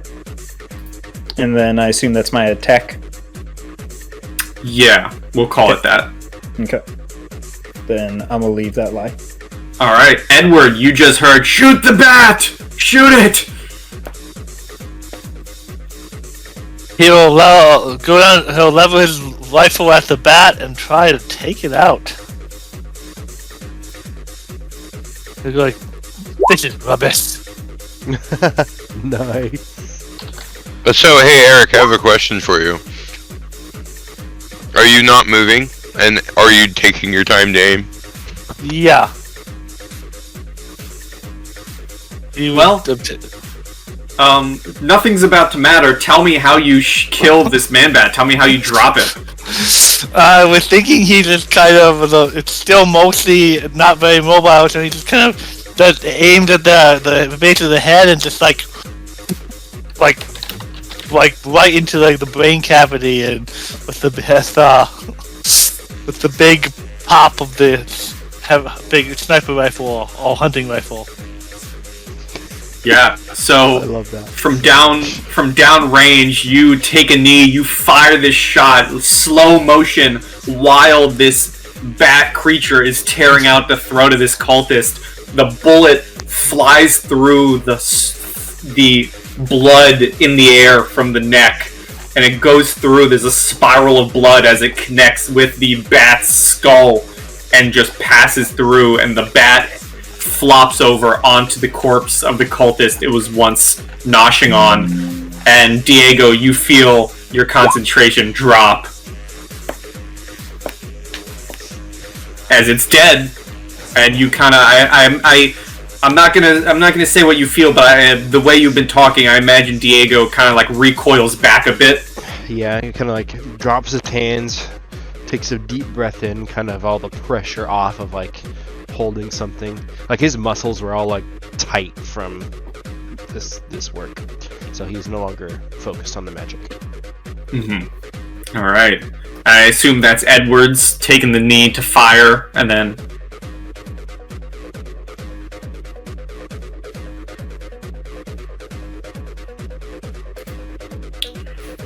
Alright, well, if that's... one hit kill.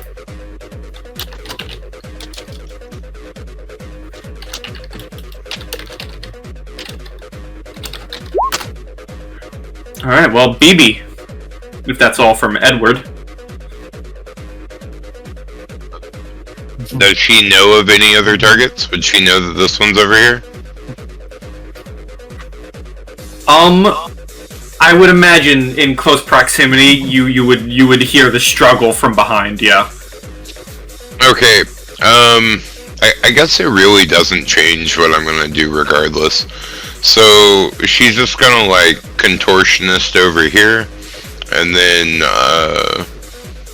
she is going to attempt to, like, you know, patch up Moonin since he has taken some damage. Mm-hmm. I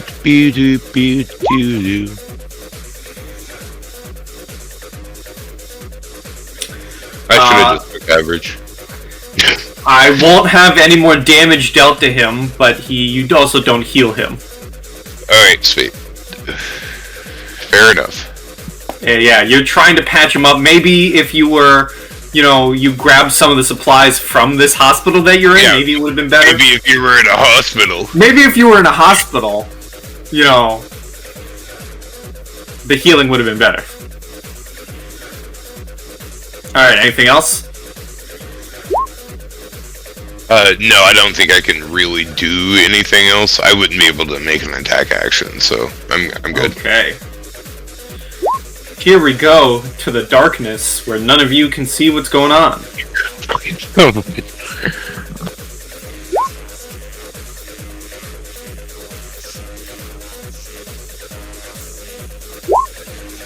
Whoa!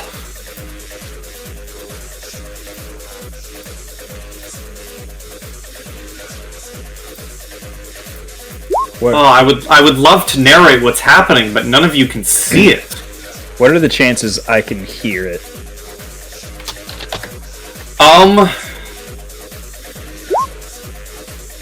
Well, you're a bit far down. Give me a perception. Perception. You can hear very faint sounds of fighting and panicked language that you don't understand. From this way? Or like this part of the hall? Okay. Yeah. I saw a flash like up here, so I didn't know if I was supposed to be picking up on something. Cool. Okay. The one in front of you is going to try and punch you in the face. Alright. After you dropped his dagger. And then you can roll your defense. And still a +2 from the other thing? Yep, you are guardianed.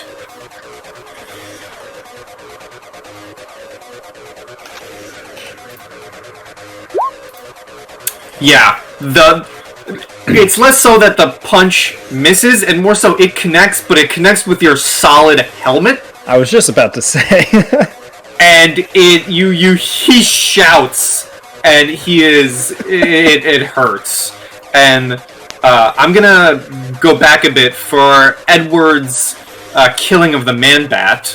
I'm gonna give you a style point because it was cool. Thank you. Yeah, a quick assessment, some of this guy's fingers are broken. As we go to Diego. Diego is going to... I don't see any others. I know there's something else around here, and I don't have my flashlight anymore because I dropped it in the room. You would still be able to see using the rest of our light. That is true, so I'm actually going to turn off your bright light now. Sure. This guy here, I'm just going to point at him with my hand and shout to him in Spanish that I curse you and your family. and I will just cast Curse on him. Ooh, okay. What's this one? It gives him a -1 or 2. I'm looking it up right now. And that's if I pass, which I don't think I rolled enough. It's an average spell, so hold on. So Curse is... the next roll he tries is a failure. And then the difficulty for the spell, let me see what I need to have rolled for that, because I don't think I rolled enough. So it's an average, which requires at least 3, so I would have had to roll at least 4. So I did not succeed on it. You shout this in Spanish, and he responds again. You maybe get a tiny little bit of what he's saying, but you don't get the full thing, which translated back to you, if you were able to, would essentially be your curses are no match for the death god's will. Oh, that's cool. I'm gonna take my. He's just real quick. He's shouting this, mind you. He heard you shout this after breaking his fingers on a Kevlar helmet, but hearing you shout this, he somehow managed to steel himself. Like, he took this as an insult to his peoples and his gods, and so he managed to steal the pain for a quick second just to basically insult you back. Can I move through the doorway without with it being blocked, or is it too many people? I think it would be too many people. Okay, so I will step over here then. Because there's a struggle in the doorway currently. Yeah. I'll just be there. That's my turn. Okay. We go back to the scene that none of you can see.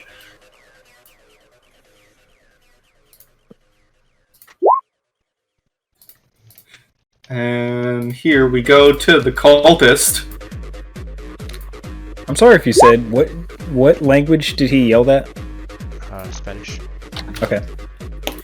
Alright, that happens. Munin is going to... because he has his revolver, he's gonna flip around. I gotta zoom in. Where's your thingy? Oop, I know he's on top. Oop, so many peoples. He's gonna flip around and kind of like put a hand on your shoulder, Sam, as he brings his 38 special around the corner to try and just pop this dude in the face. Go team! Go team, meat shield, pull your weight. This is how you stay on your Patreon. The shot rings out, but because of the odd angle, the shot connects, and Sam, a splash of blood kind of flickers across your helmet. I was just about to go there. As part of the headdress that this cultist is wearing is shattered off of his head, and he is lacking an ear. I want it known that the blood just splashes across my glasses, and I do not flinch at all. Ooh. Like, licks his lips a little bit, like, yeah. Well, I got the face covering on, so I don't really go that far about it. You get a style. I'm joking, I'm sorry. Yes. Hugin is just going to go a bit further down the hallway, ready with his cane sword. I would like to also remind you that Hugin also specializes in hiding. Oh, okay, so you know what? Hugin's gonna go right here and try and hide around the corner. And, like, prepare himself. So that would be a what? A plus... He has... again, right? Yeah, you should see right under hide, there should be... not hide, but stealth, there should be... Stealth hide. Yeah. Okay. He makes himself as flat as he can against the wall as we go back to Sam or Edward. I assume Sam's going to take it because he's in the struggle right now. Yeah. So I think I did the style point wrong last time. Do I use the one that's like by my little picture? Yeah, the bullets above your name, you take that. I thought it was the one to the right of the screen. So No, so drag one out from before. So there's one, and I'm going to use another one. And Okay. as long as I can do it all in one motion, I want to draw my knife and attack the guy. Okay.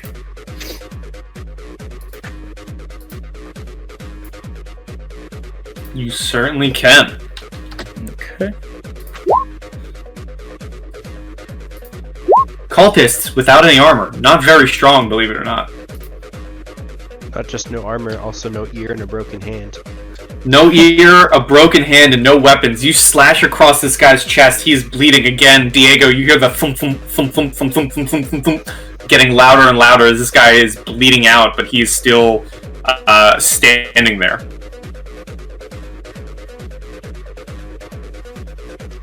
I'm starting to feel like Pi wants the cultists to die. We probably should have been going non-lethal this entire time. I'm just throwing it out. No, you think? Well, you did make my non-lethal attack lethal, so I'm just throwing it out there. I did, that's fair. That's also partially because I forgot the whip was non-lethal. I'm gonna let it stand, though. You did make it lethal in a way that made it make sense, because like a non-lethal attack can be lethal, like if you bang your head on a fucking rock or crack your neck wrong, like shit. Exactly, and you got so much more successes on your attack than his defense. Plus 2 non-lethal is equal to a lethal technically. So if you did enough non-lethal damage to double it up, it would still count as lethal anyways. Yeah, so when you hit someone with a planet, it kind of hurts. Alright, anything else from Sam? You're just in this knife fight against a man who has no knife. I don't think I can do anything else. Alright, well then Edward, you're up. Edward is gonna pull 2 bullets, all those big bullets off his vest, and reload his gun and kind of sight the laser down this hallway. It's like, want you full of surprises? What the hell is that thing? Or what the bloody hell is that thing? I lost the British. You're referring to the bat? Some sort of vampire. It looked mannish to me. It's a man bat.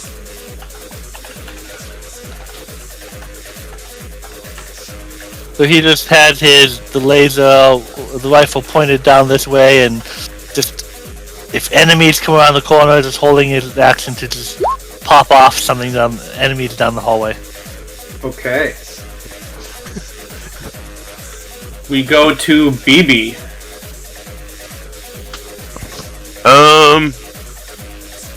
So we're still dealing with this cultist over here? Yep, he's still there. Someone take off the leg next. I would he's pretty close to death, right? He is bleeding from various slashes on his chest. He has a broken hand and his ear is missing. He does not look like he's gonna live much longer. And if Diego was able to tell you, Diego would definitely feel the heartbeat starting to slow down now after the adrenaline spike. I would like to influence him to kill himself. Wow! What does he have to roll against this? Willpower. Okay. That's pretty depressing, not gonna lie. Yeah, and I'm gonna throw style points into it. That's dark. I mean, to be fair, it is against the Mayan cultist of a death god, and they likely do that often. Yeah, he had it coming. If I only roll 2, I'll be so mad. Holy Okay. shit. You say this, and I just want everyone to remember, he does not have a weapon in his hand right now. you're standing there, Sam, with your knife at the ready, right? I want to remind you, there's a reason why suicide is my favorite quick hack on 2077. And Jesus Christ. this cultist, none of you can understand it, but he says some quick words to himself, and he just leaps onto your knife, Sam, and then falls. like how I imagine this plays out, like BB like looks at him and essentially just like commands him to kill himself, and her eyes just kind of like do the green flicker for a second, and yeah. Dark. Oh, it's about to get better. Can I perceive that little eye glow? Sure. Roll perception. I'm looking at your direction. I'm gonna say 4 successes would be enough. Okay. I will note that down. And you know what? Roll me a sanity too as you see this. Okay, I don't want to lose sanity, so I'm throwing a style point in because Okay. it's a precious resource for me. You're fine. You just control the man bat. This doesn't affect you. Thank God I wouldn't want my unnatural abilities to affect you in any way. Anything else from BB? No, that would be my turn, I'm quite sure. Okay. Back to the scene that no one can see.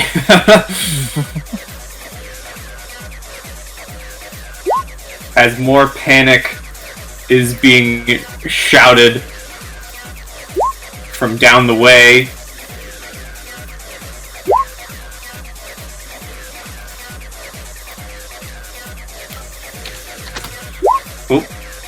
Ooh, okay.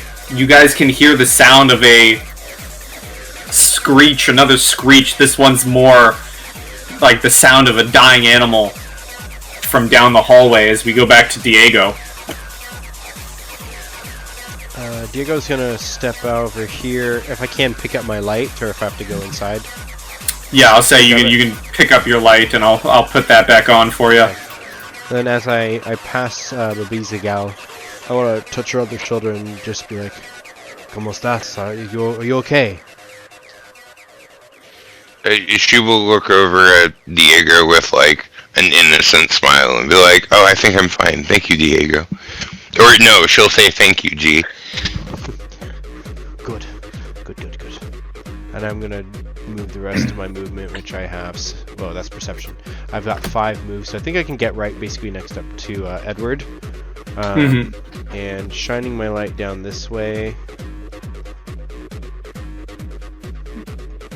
No signs of other hostiles. Can I double move or no? Because I picked up my flashlight. You can double move. So I'm gonna hustle up 1, 2, 3, 4, 5, and just kind of point up, and that's my turn. Okay. Man bat, what are you doing? I know what you're doing. It's pretty simple what you're doing, really. Ooh, wow.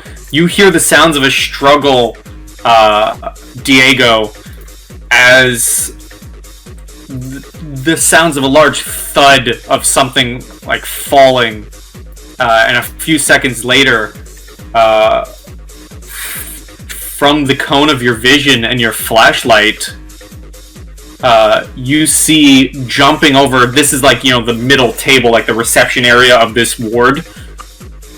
You see leaping over it in almost a rush is another man-bat. And give me a perception, please, on this one. Myself, right? Yes.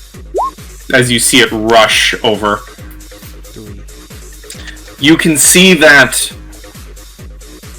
and just to go back in time a little bit, you were also given like a printed out image of what Javier Guzman looked like as a human.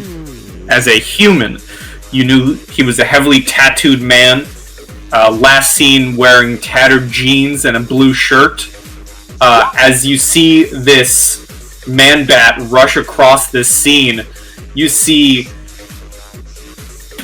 what could only be described as the remains of a blue shirt around his waist, and ripped jeans as these large, bat-like clawed feet stick out from them, almost turning them into like shorts.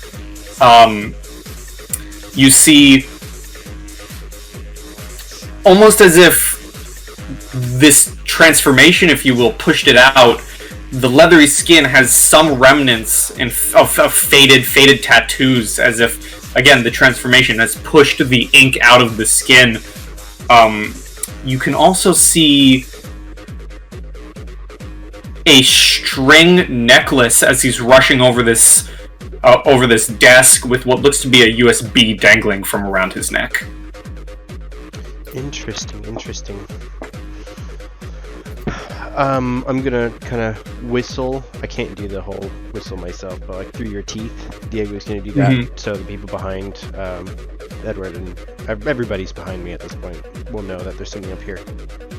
And as you do the whistle, it turns its attention to you. Whoops. Its head immediately snaps in your direction. As it goes to Munen's turn, who's gonna turn around and just begin heading up to guard. Munin is, or that was Munin. This is Hugin. Hugin is going to back you up, Diego, with his sword and turn his flashlight in this direction. Sam Riley.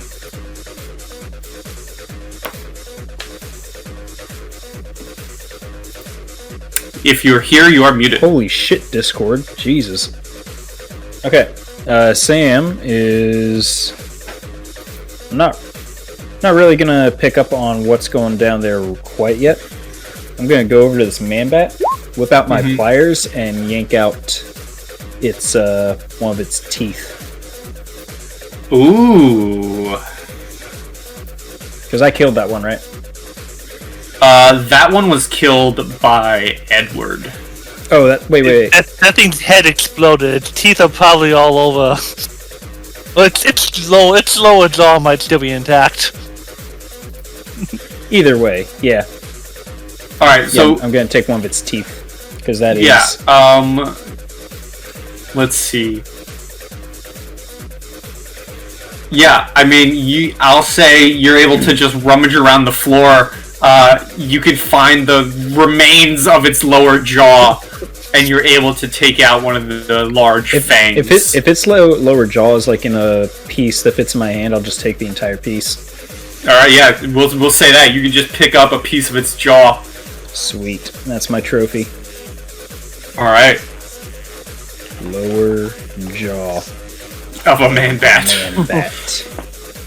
That's not my equipment. I'll use that eventually. Man-bat nurse, mind you.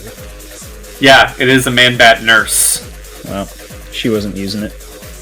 Anything else from Sam? Yep, I'm gonna move up here and take a... That's kind of shitty. I'm kind of like on the edge, and I'm just gonna poke around this way. Okay. And just look around, and that's where I'm stopping. Alright, Edward Dubay. Edward would have followed with the flashlight. When Diego would have moved forward, he would have followed right along with him. Oh, good. And how he was letting him point the flashlight, and he would. So like when I whistle, you're like right behind me, and you just trade spots basically. So when you whistle, now I don't want a metagame. Do I know this is the dude, or if I don't know, I'm shooting it. But if with my gun, but if I recognize it's the guy we're supposed to take alive, I'll get the taser out. I will, not to stop you from what you're doing, Quantum Black Directive did say to gather a sample and then neutralize the target and gather a sample. You can also roll a perception to recognize the jump. And you can roll a perception, yeah. So I won't roll perception, because I mean, if I don't recognize him, it's just getting shot. Yeah. If I recognize him, he might... I think he's gonna get shot. Okay. As soon as you whistle, the bang of the sniper rifle is leveled against the man-bat.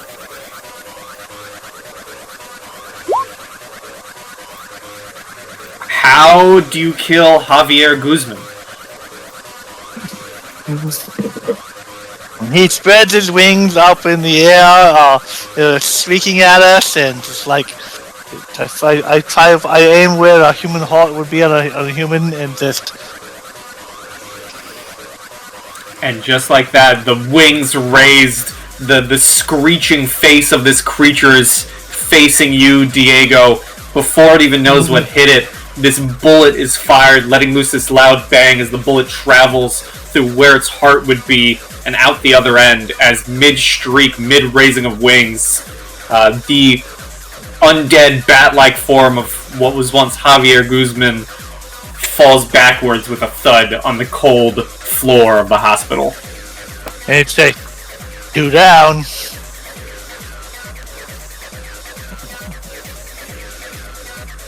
And Nice shot.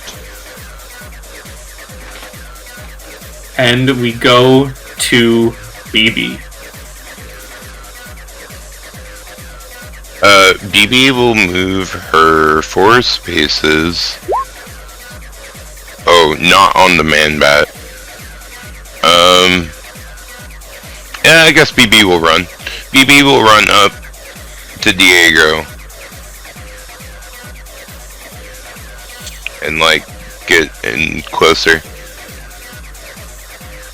Alright, that's it? Yeah, to run, I, can't do really anything else. Alright, well, these cultists are just gonna start advancing upwards, knives brandished. As Diego, it's your turn. You see, I will add, because I forgot to mention for the last man bat, rather than red blood of a human, Diego, you do see black blood flowing from their corpses. Or not necessarily blood, but some sort of black viscous liquid. Yeah. So seeing the cultists kind of running at us, I'm going to drop the light again and put out my hands in that same puppeteering magic that I was doing before, and I'm going to command the first guy, the one on the right, to just freeze, and I'm going to cast bind on him, and he needs to roll. I think it's will. Okay. I used 2 mana points. Yep, he gets 2 successes, and you get 5. So, the one on the right? Yeah, this guy. That guy, he's running, he's shouting in Mayan. He has his dagger raised towards Edward, and suddenly he just locks up, frozen in place. Can I sidestep? Hopefully I don't get flagged by the rifle, but can I move over to here? Yeah. Alright, and I don't have my light anymore. I dropped it, so... Yeah, I turned it off. Okay. Alright, is that all? Yeah, move in magic. Alright, Munin is going to 1, 2, and just get to this corner here. Forgot Sandy And then... for the spell. Oh, yes.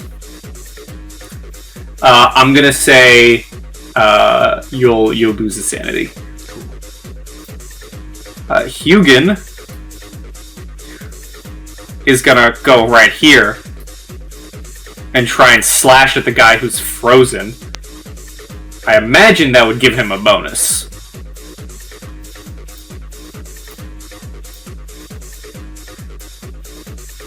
Due to the fact, or I guess it would give the defender a negative, right? That probably makes sense. What's happening? I missed it. He's attacking the frozen guy with a melee weapon.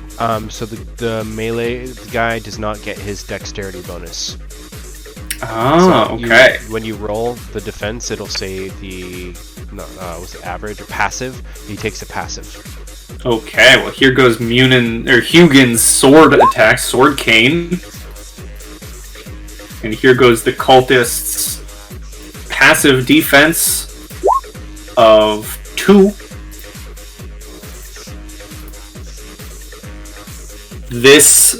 A large slash goes across the face of this cultist, and he is frozen in pain. The blood, is slowly dripping. His body is frozen, but his blood is not. His heart is still pumping the blood, and it is dripping from his face. He doesn't look dead. He looks very panicked, though, as we go back to Sam. With my hand Yes? still outstretched, and again, the tats are all kind of glowing red a little bit this time. Can I say, keep this one alive, I have him. Oh, yes, you can. Which one did you do that to? Right side. Okay. Okay. Yeah, I'm going to move over a little bit. Please. Okay. Actually, I'll do this. There we go. I'm gonna... Please, let me turn. Oh, whatever. I'm shooting this guy with the full auto. Okay. Freaking cat. Okay. Sam, stop. He's not gonna live. 3. Holy, why is my keyboard being dumb? He's super dead. There are just holes in his corpse as he falls backwards, like hella dead. And I'm gonna move over and I restrain this guy. I pull out some zip ties and just maneuver his hands behind his back and zip tie them. You know what? I will say yes. While he's frozen, you can maneuver. You can take the dagger out of his hands, and you can zip tie his hands. I will also put him on his knees and zip tie his feet together. You're hog tying him. Kind of, yeah. Yeah. He's not really like on his stomach, like with his hands and legs tied together, but he's on his knees. He can't move his hands or legs. Or Okay. his feet. So I'm going to ask then: does Edward or BB have any plans to? Does the rest of the team have any plans to continue combat? Or Diego, did you want this guy captive? If this is the last guy. Yeah. Okay, so no. As soon as these hog-tied, I'm gonna dismiss the spell. Okay, and he's trying to writhe around, but he's locked in. BB will try to come up and close any wounds that he possibly has. Alright, and If we're Edward, trying would to you like to do anything? I guess, would you like to do anything hostile? No. He will let his rifle kind of hang, and he'll pull out the taser and just let it loose in his hands as he goes over to. I think he wants a trophy. Still not recognizing this guy. He wants a trophy too from this one. Okay. Question. Yeah. I will put Can a we have the style. light turned on for this room just so we can stop like turning around just to see everything? Sure. I'm gonna turn the light on for the entire map. How about that? You can And- say that we took the 10 glow sticks, cracked them all, and threw Yeah, them around yeah. as And we were walking. As all the gunfire ends, you all do hear a. Is it over? Oh no. Are we out From of combat where? enough? You are. Where'd What's that come from? You hear it coming from the direction you came in.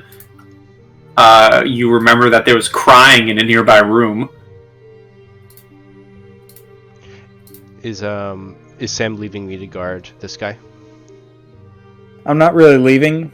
I'm just But you're coming not- back so I can see down the hallway. Okay, so you're not like holding him, so. Oh no, And- he's just chilling there. Edward, what type of trophy would you like? What are you gonna take?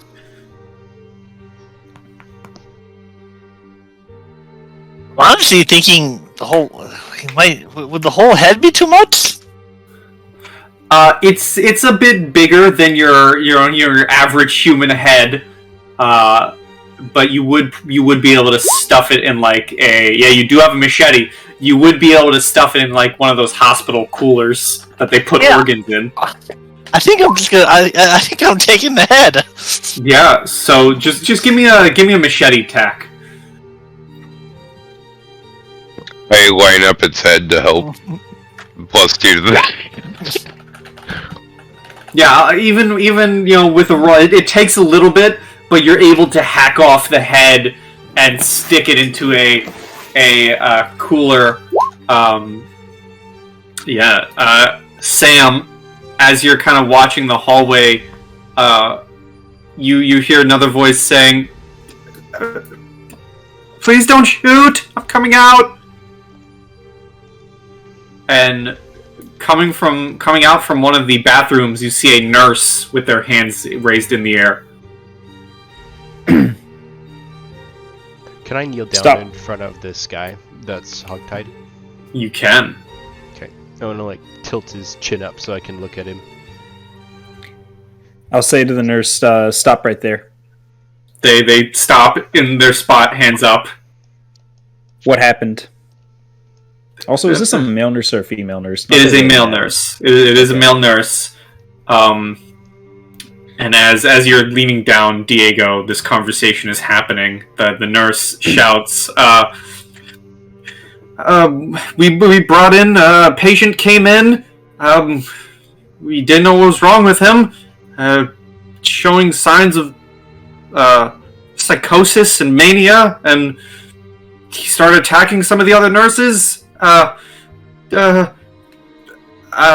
Something happened to one of them. I wasn't able to get out of the building in time before those men showed up. I locked myself in the bathroom. BeBezelgal will walk a little closer to them and be like, as a PR representative of a certain organization, maybe you should come and talk to us about what your future options are. I'm going to kind of put my hand up, as in wait. I'm going to ask the nurse if they can show us where security footage would be held. Okay. As that's happening, Diego, you lean this cultist's face up towards you, and they spit a glob of blood in your face. Yeah, I just leave it. It's on my cheek, dripping down all gross saliva and blood. I'm going to tell him in Spanish, "You have participated in the evil magics. I'm afraid I must sentence you to die." And I'm just going to plunge my Bowie knife into his throat. He tries to get out a sentence, but as he's saying these words that you don't understand, it's immediately cut off by him. As the Bowie knife is stuck directly through and out the other end of his throat, as blood just begins dripping, and you hear the heartbeat. Die for your forbidden magic. Pull it. The heartbeat. In the spirit quiet, of roleplay, does the nurse hear, see, and interact with that at all? They are around the corner. You stopped them before they could see anything. Plus, I'm crouched down close on the ground, and it's fairly subtle. Probably Edward and BB should both roll to see it. Even. That's a good point. I'll have perceptions for Edward and BB.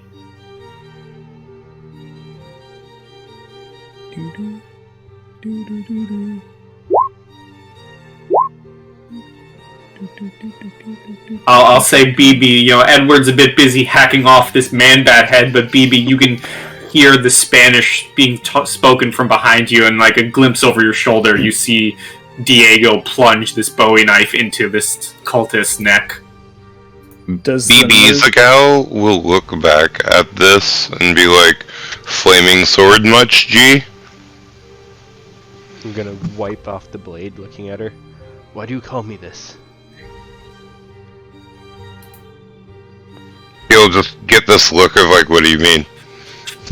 Confused. I will stand up. "I'm sorry you had to witness such a thing," and I'll sheath my knife. And what was Sam saying? No. I'll wait for you to respond about the cameras. Okay. The nurse would say, yeah, we have a security room on this level. I can bring you there. I don't know if we have anything. Take Someone. me. Okay. And they'll lead you to this room back here. I will say, Edward, while you're cutting off the head of this man-bat, you do notice that they have a string necklace around their neck that holds a USB tied around it.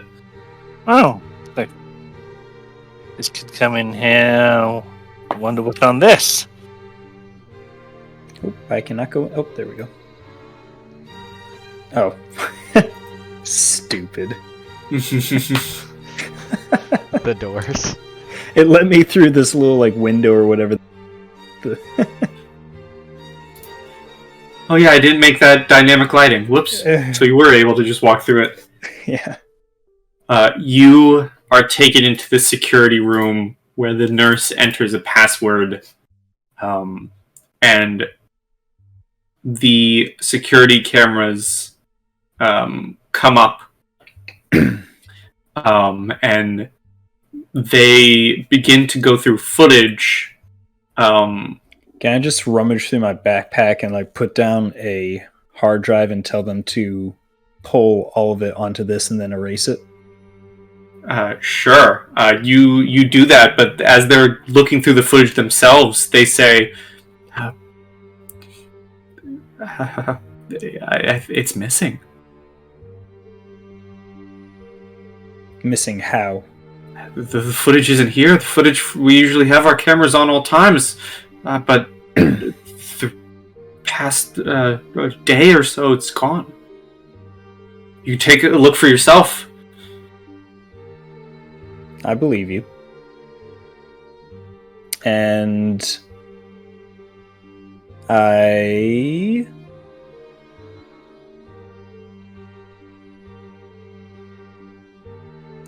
as he's sitting down, I'm grab his hair and slit his throat. Whoa! Ho, ho! Oh! He's sitting down at this chair, not expecting this, as you just grab his hair, run your knife across his throat, and he's gagging, blood spills everywhere, and he just onto the table. Sorry, old boy. And Craig's been gone. Craig's at a Chipotle 5 blocks down.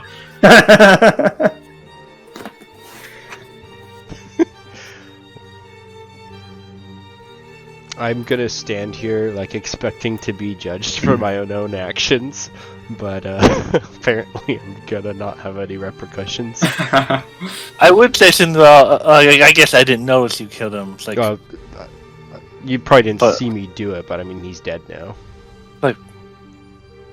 What happened? I thought you wanted him. I thought you wanted the bloke alive. He was tried, and I had to be the jury. This forbidden magic. I'm just gonna shake my head. We cannot stand for this.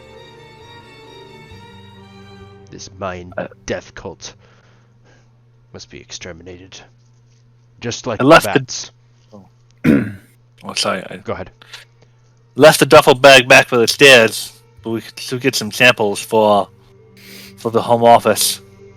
Anyone seen patient 0?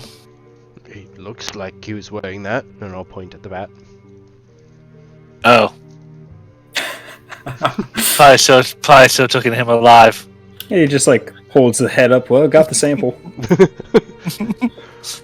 You do currently have his head in a freezer. With Sam back, he's gonna go back here, grab the duffel bag, and bring it back over, and probably with some of the sample kits and syringes and things like that. Yeah, you're definitely able to get an ample amount of samples. Let's see here. Just gonna roll a nice number. 1. Looks. Oh, sorry. We'll say an even 2. You're able to get an even 2 little baggies of not ruined ichor of the man bat. Found this around patient I guess, Patient Zero's neck. He holds up the USB. Might be worth a look. Can I examine these cultists and see like if there's any signs of them wearing anything else, like nurse outfits or what they had before their garments? Sure. Without just being like investigation. I think so, yes. Okay.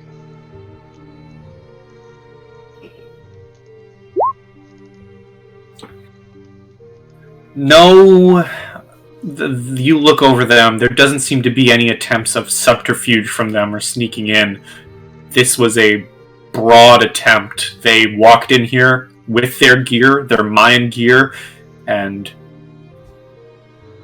they were here for something. And actually, I will say, you do find on one of them, you find a letter that you can actually read. It's in Spanish, basic Spanish. It essentially says, one of ours ran away. Bring them back to complete the ritual.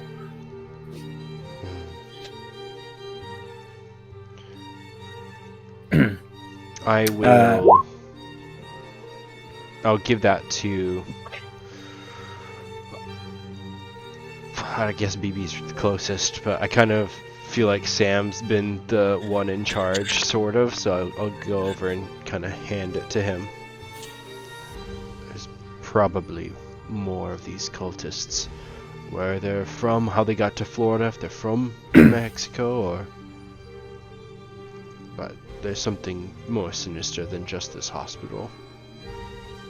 Let's wrap up here, get back and see what the other teams have found.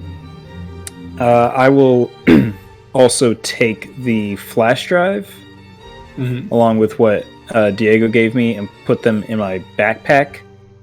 And then I'll take some pictures of all the cultists and the bats, just so we have. Yeah, I'll do my best. And did someone actually take like legit samples out of Dude Man's torso? Yeah. Or are we just rolling with his head? Edward took some blood samples. Okay. Took some blood samples and the duffel bags in the middle of the room there. If anyone else wants to do anything with it, they've. So, he would say, whoever you were talking to said something about these cultists showing up later on after Patient Zero was admitted. They must have come maybe for that flash drive or come after him. Either way, that's a mystery that will probably have to be solved later. Let's finish up here and get out of here. Let me sweep the other rooms. So he'll just go and with time, you're able to go room by room. You find more bloodied corpses, more dead nurses, but no more signs of man-bats or cultists. So altogether we only found 2 man-bats, or is there any more in the darkness? You, in total, with another sweep of the hospital floor in the trauma ward, you have found a total of 2 man-bats. Okay. Patient Zero, and what you can only assume was a nurse infected by Patient Zero's blood. Gotcha. I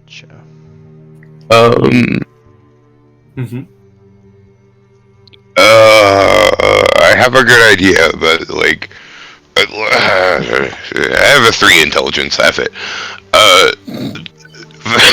That's average. Right? Like, I mean, so BeBezelgal will look at the rest of the party and be like, leaving bodies like this isn't necessarily good for PR. We'll call it. Don't they usually have like cremators in places like this? maybe the hospital basement. I would say leave that for a cleanup crew. I think we would want to get whatever intelligence that we've already procured out of here as quick as possible in the event that some other shenanigans pops off. With my boot, I just want to roll the headless body of the bat guy around. It's like, maybe we should not leave these ones. And you can just blame it on those ones. I mean, fair enough. I mean, we wouldn't want, like, a random person seeing, like, man bat people. Are there body bags in the in our little gear set? Or in the hospital? No shit. I'll say it goes back to, let me heal him. Oh man, my healing would have been better if we were just in a hospital. Yeah. In one of you do find a back room back here that does have body bags and various other stuff inside of it. Let's just seal the bats up and take them with us. I imagine there's some geek back at headquarters who's going to want to study these. I will make effort to try to do that, even if it's just by putting the bodies on sheets to drag across the bloody hospital floor until we find body bags. And if there's nothing else to do in the hospital, I'm just going to bring us... We're going to go back to the entrance. You know, Craig's not here. Craig's down the road at Chipotle getting his, you know, he's getting a burrito bowl this time. He doesn't want to spill. Smartest white man in any horror story. I don't know why there's two Stams. There's no way. Yes? In this storm, there's no way we're going to track them back to their place of origin through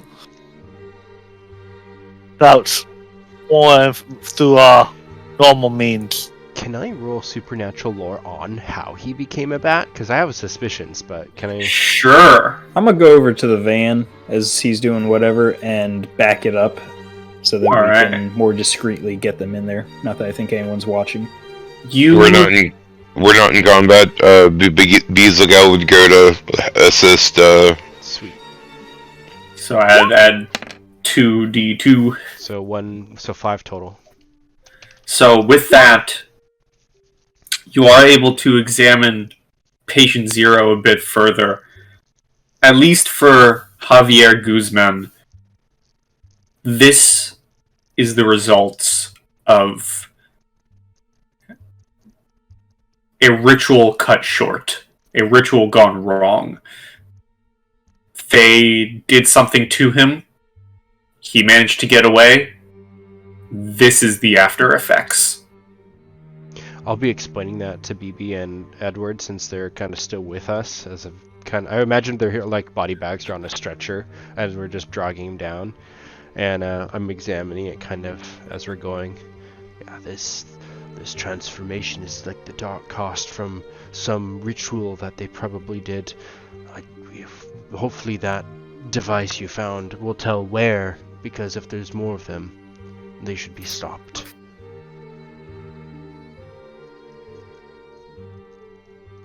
They're half human, half bat. They any relation to lycanthropes?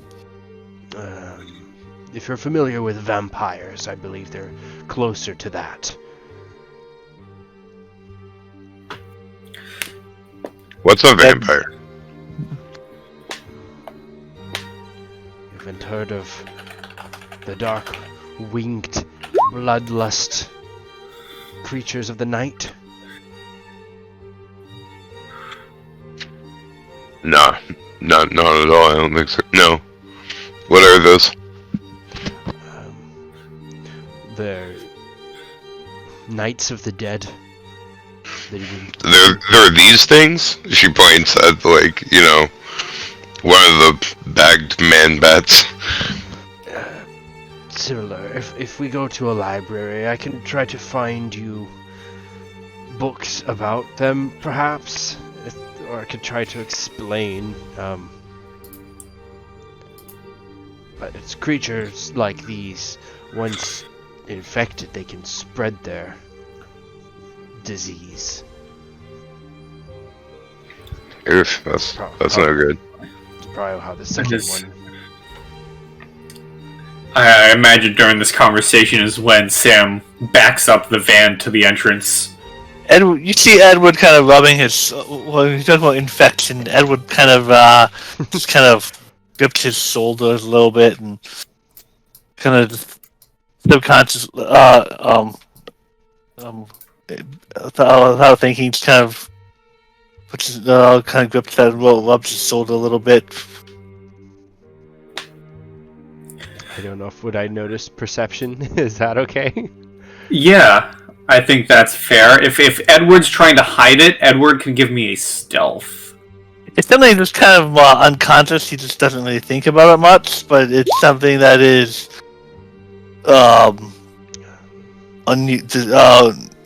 it's not that, but it's something that's he's kind of, his face is his mind is far away, and he's kind of doing it unconsciously. Now, with Well, then I'll say, yeah, you can notice it. I also probably would notice that he wasn't like bit or clawed by the werebats at all. Mm-hmm. Huh. Probably not a problem for now.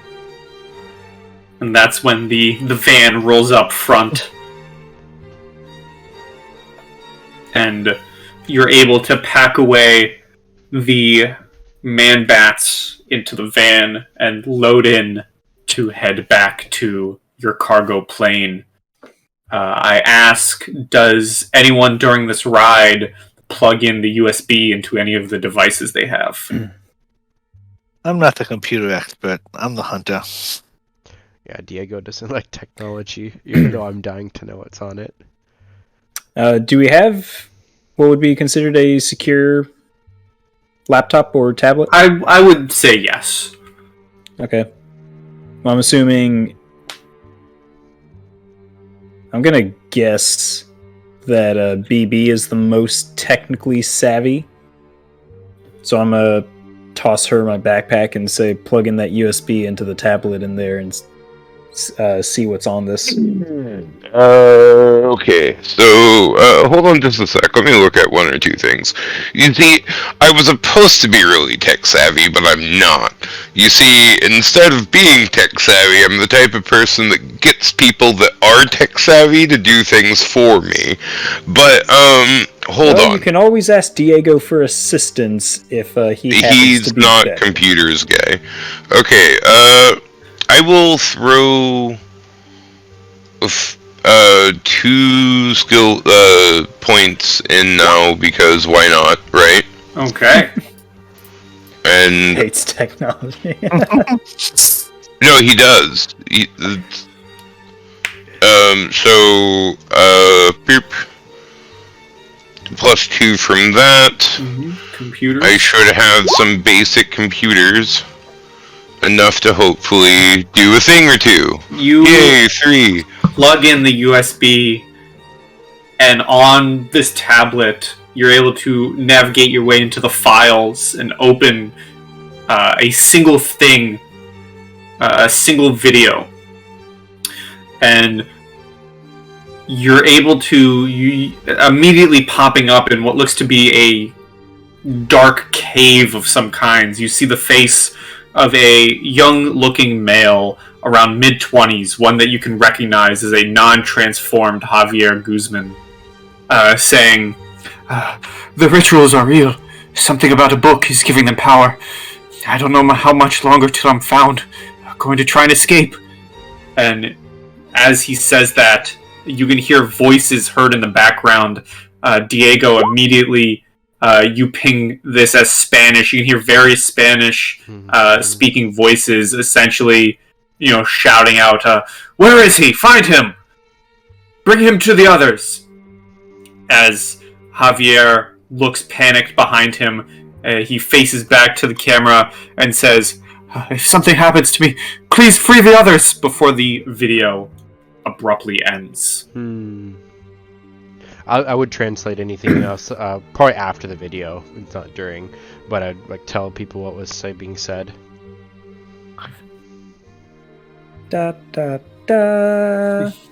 And as you translate all of this and everyone takes this in, you begin driving off through Miami back to your cargo plane. You look out the windows of the van, and on the waters, you can all see what looks to be a fleet of naval ships, naval warships, off in the distance of the ocean all together. Multiple, 12 ships, 13 ships, more and more ships just off the coast.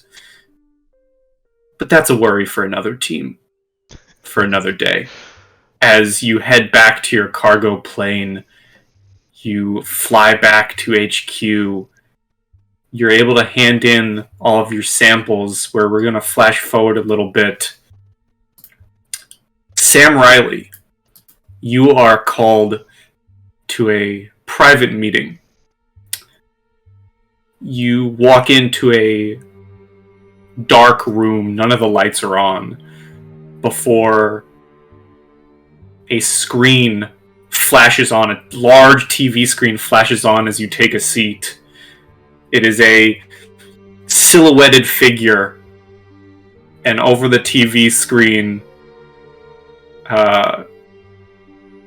the figure in a muffled voice says, "Sam Riley, welcome to Quantum Black. You have excelled in the field today. We are granting you leadership of this team. What is your chosen name?" Oh shit, I can't do this on the spot. Cut to black. Cut to black as Dramatic pause. No, dramatic pause. No. Okay, dramatic pause as we wait. The figure unmoving, staring down at you. Enters bullet time. slow motion as Sam Riley, a bunch of thoughts are going through his head. Yeah, you're just hearing a dial-up noise right now. It's midnight, okay? Be gentle. I'm tired. Phrasing. There we go. Team Facade. With that, the screen goes blank, and all we see is a single hand over a piece of paper, over Sam Riley's file, slam a stamp down that says Team Lead, Team Facade. And that is where we fade to black for Operation Blood Quantum. Oh, that was awesome. And let's see, with further recording, if we're still going, what are the 5 points as participation, which you all will all get an experience point for? There's combat, right? Danger. Danger, roleplay, wisdom, and success. I would say you would get all 5 because you learned from the USB the information. So I will say you will get all 5 experience points. Woot. So we fade to black from the stamping of Sam Riley's Quantum Black team as Diego Cortez, BB, Edward, Sam Riley. You all get 5 experience points for surviving and succeeding the events of Operation Blood Quantum. Sweet. Congratulations. Oh, now the question. Oh, let's say goodbye to the recording. That was an goodbye, awesome game. YouTube. We will Bye, recording. See you in the next one.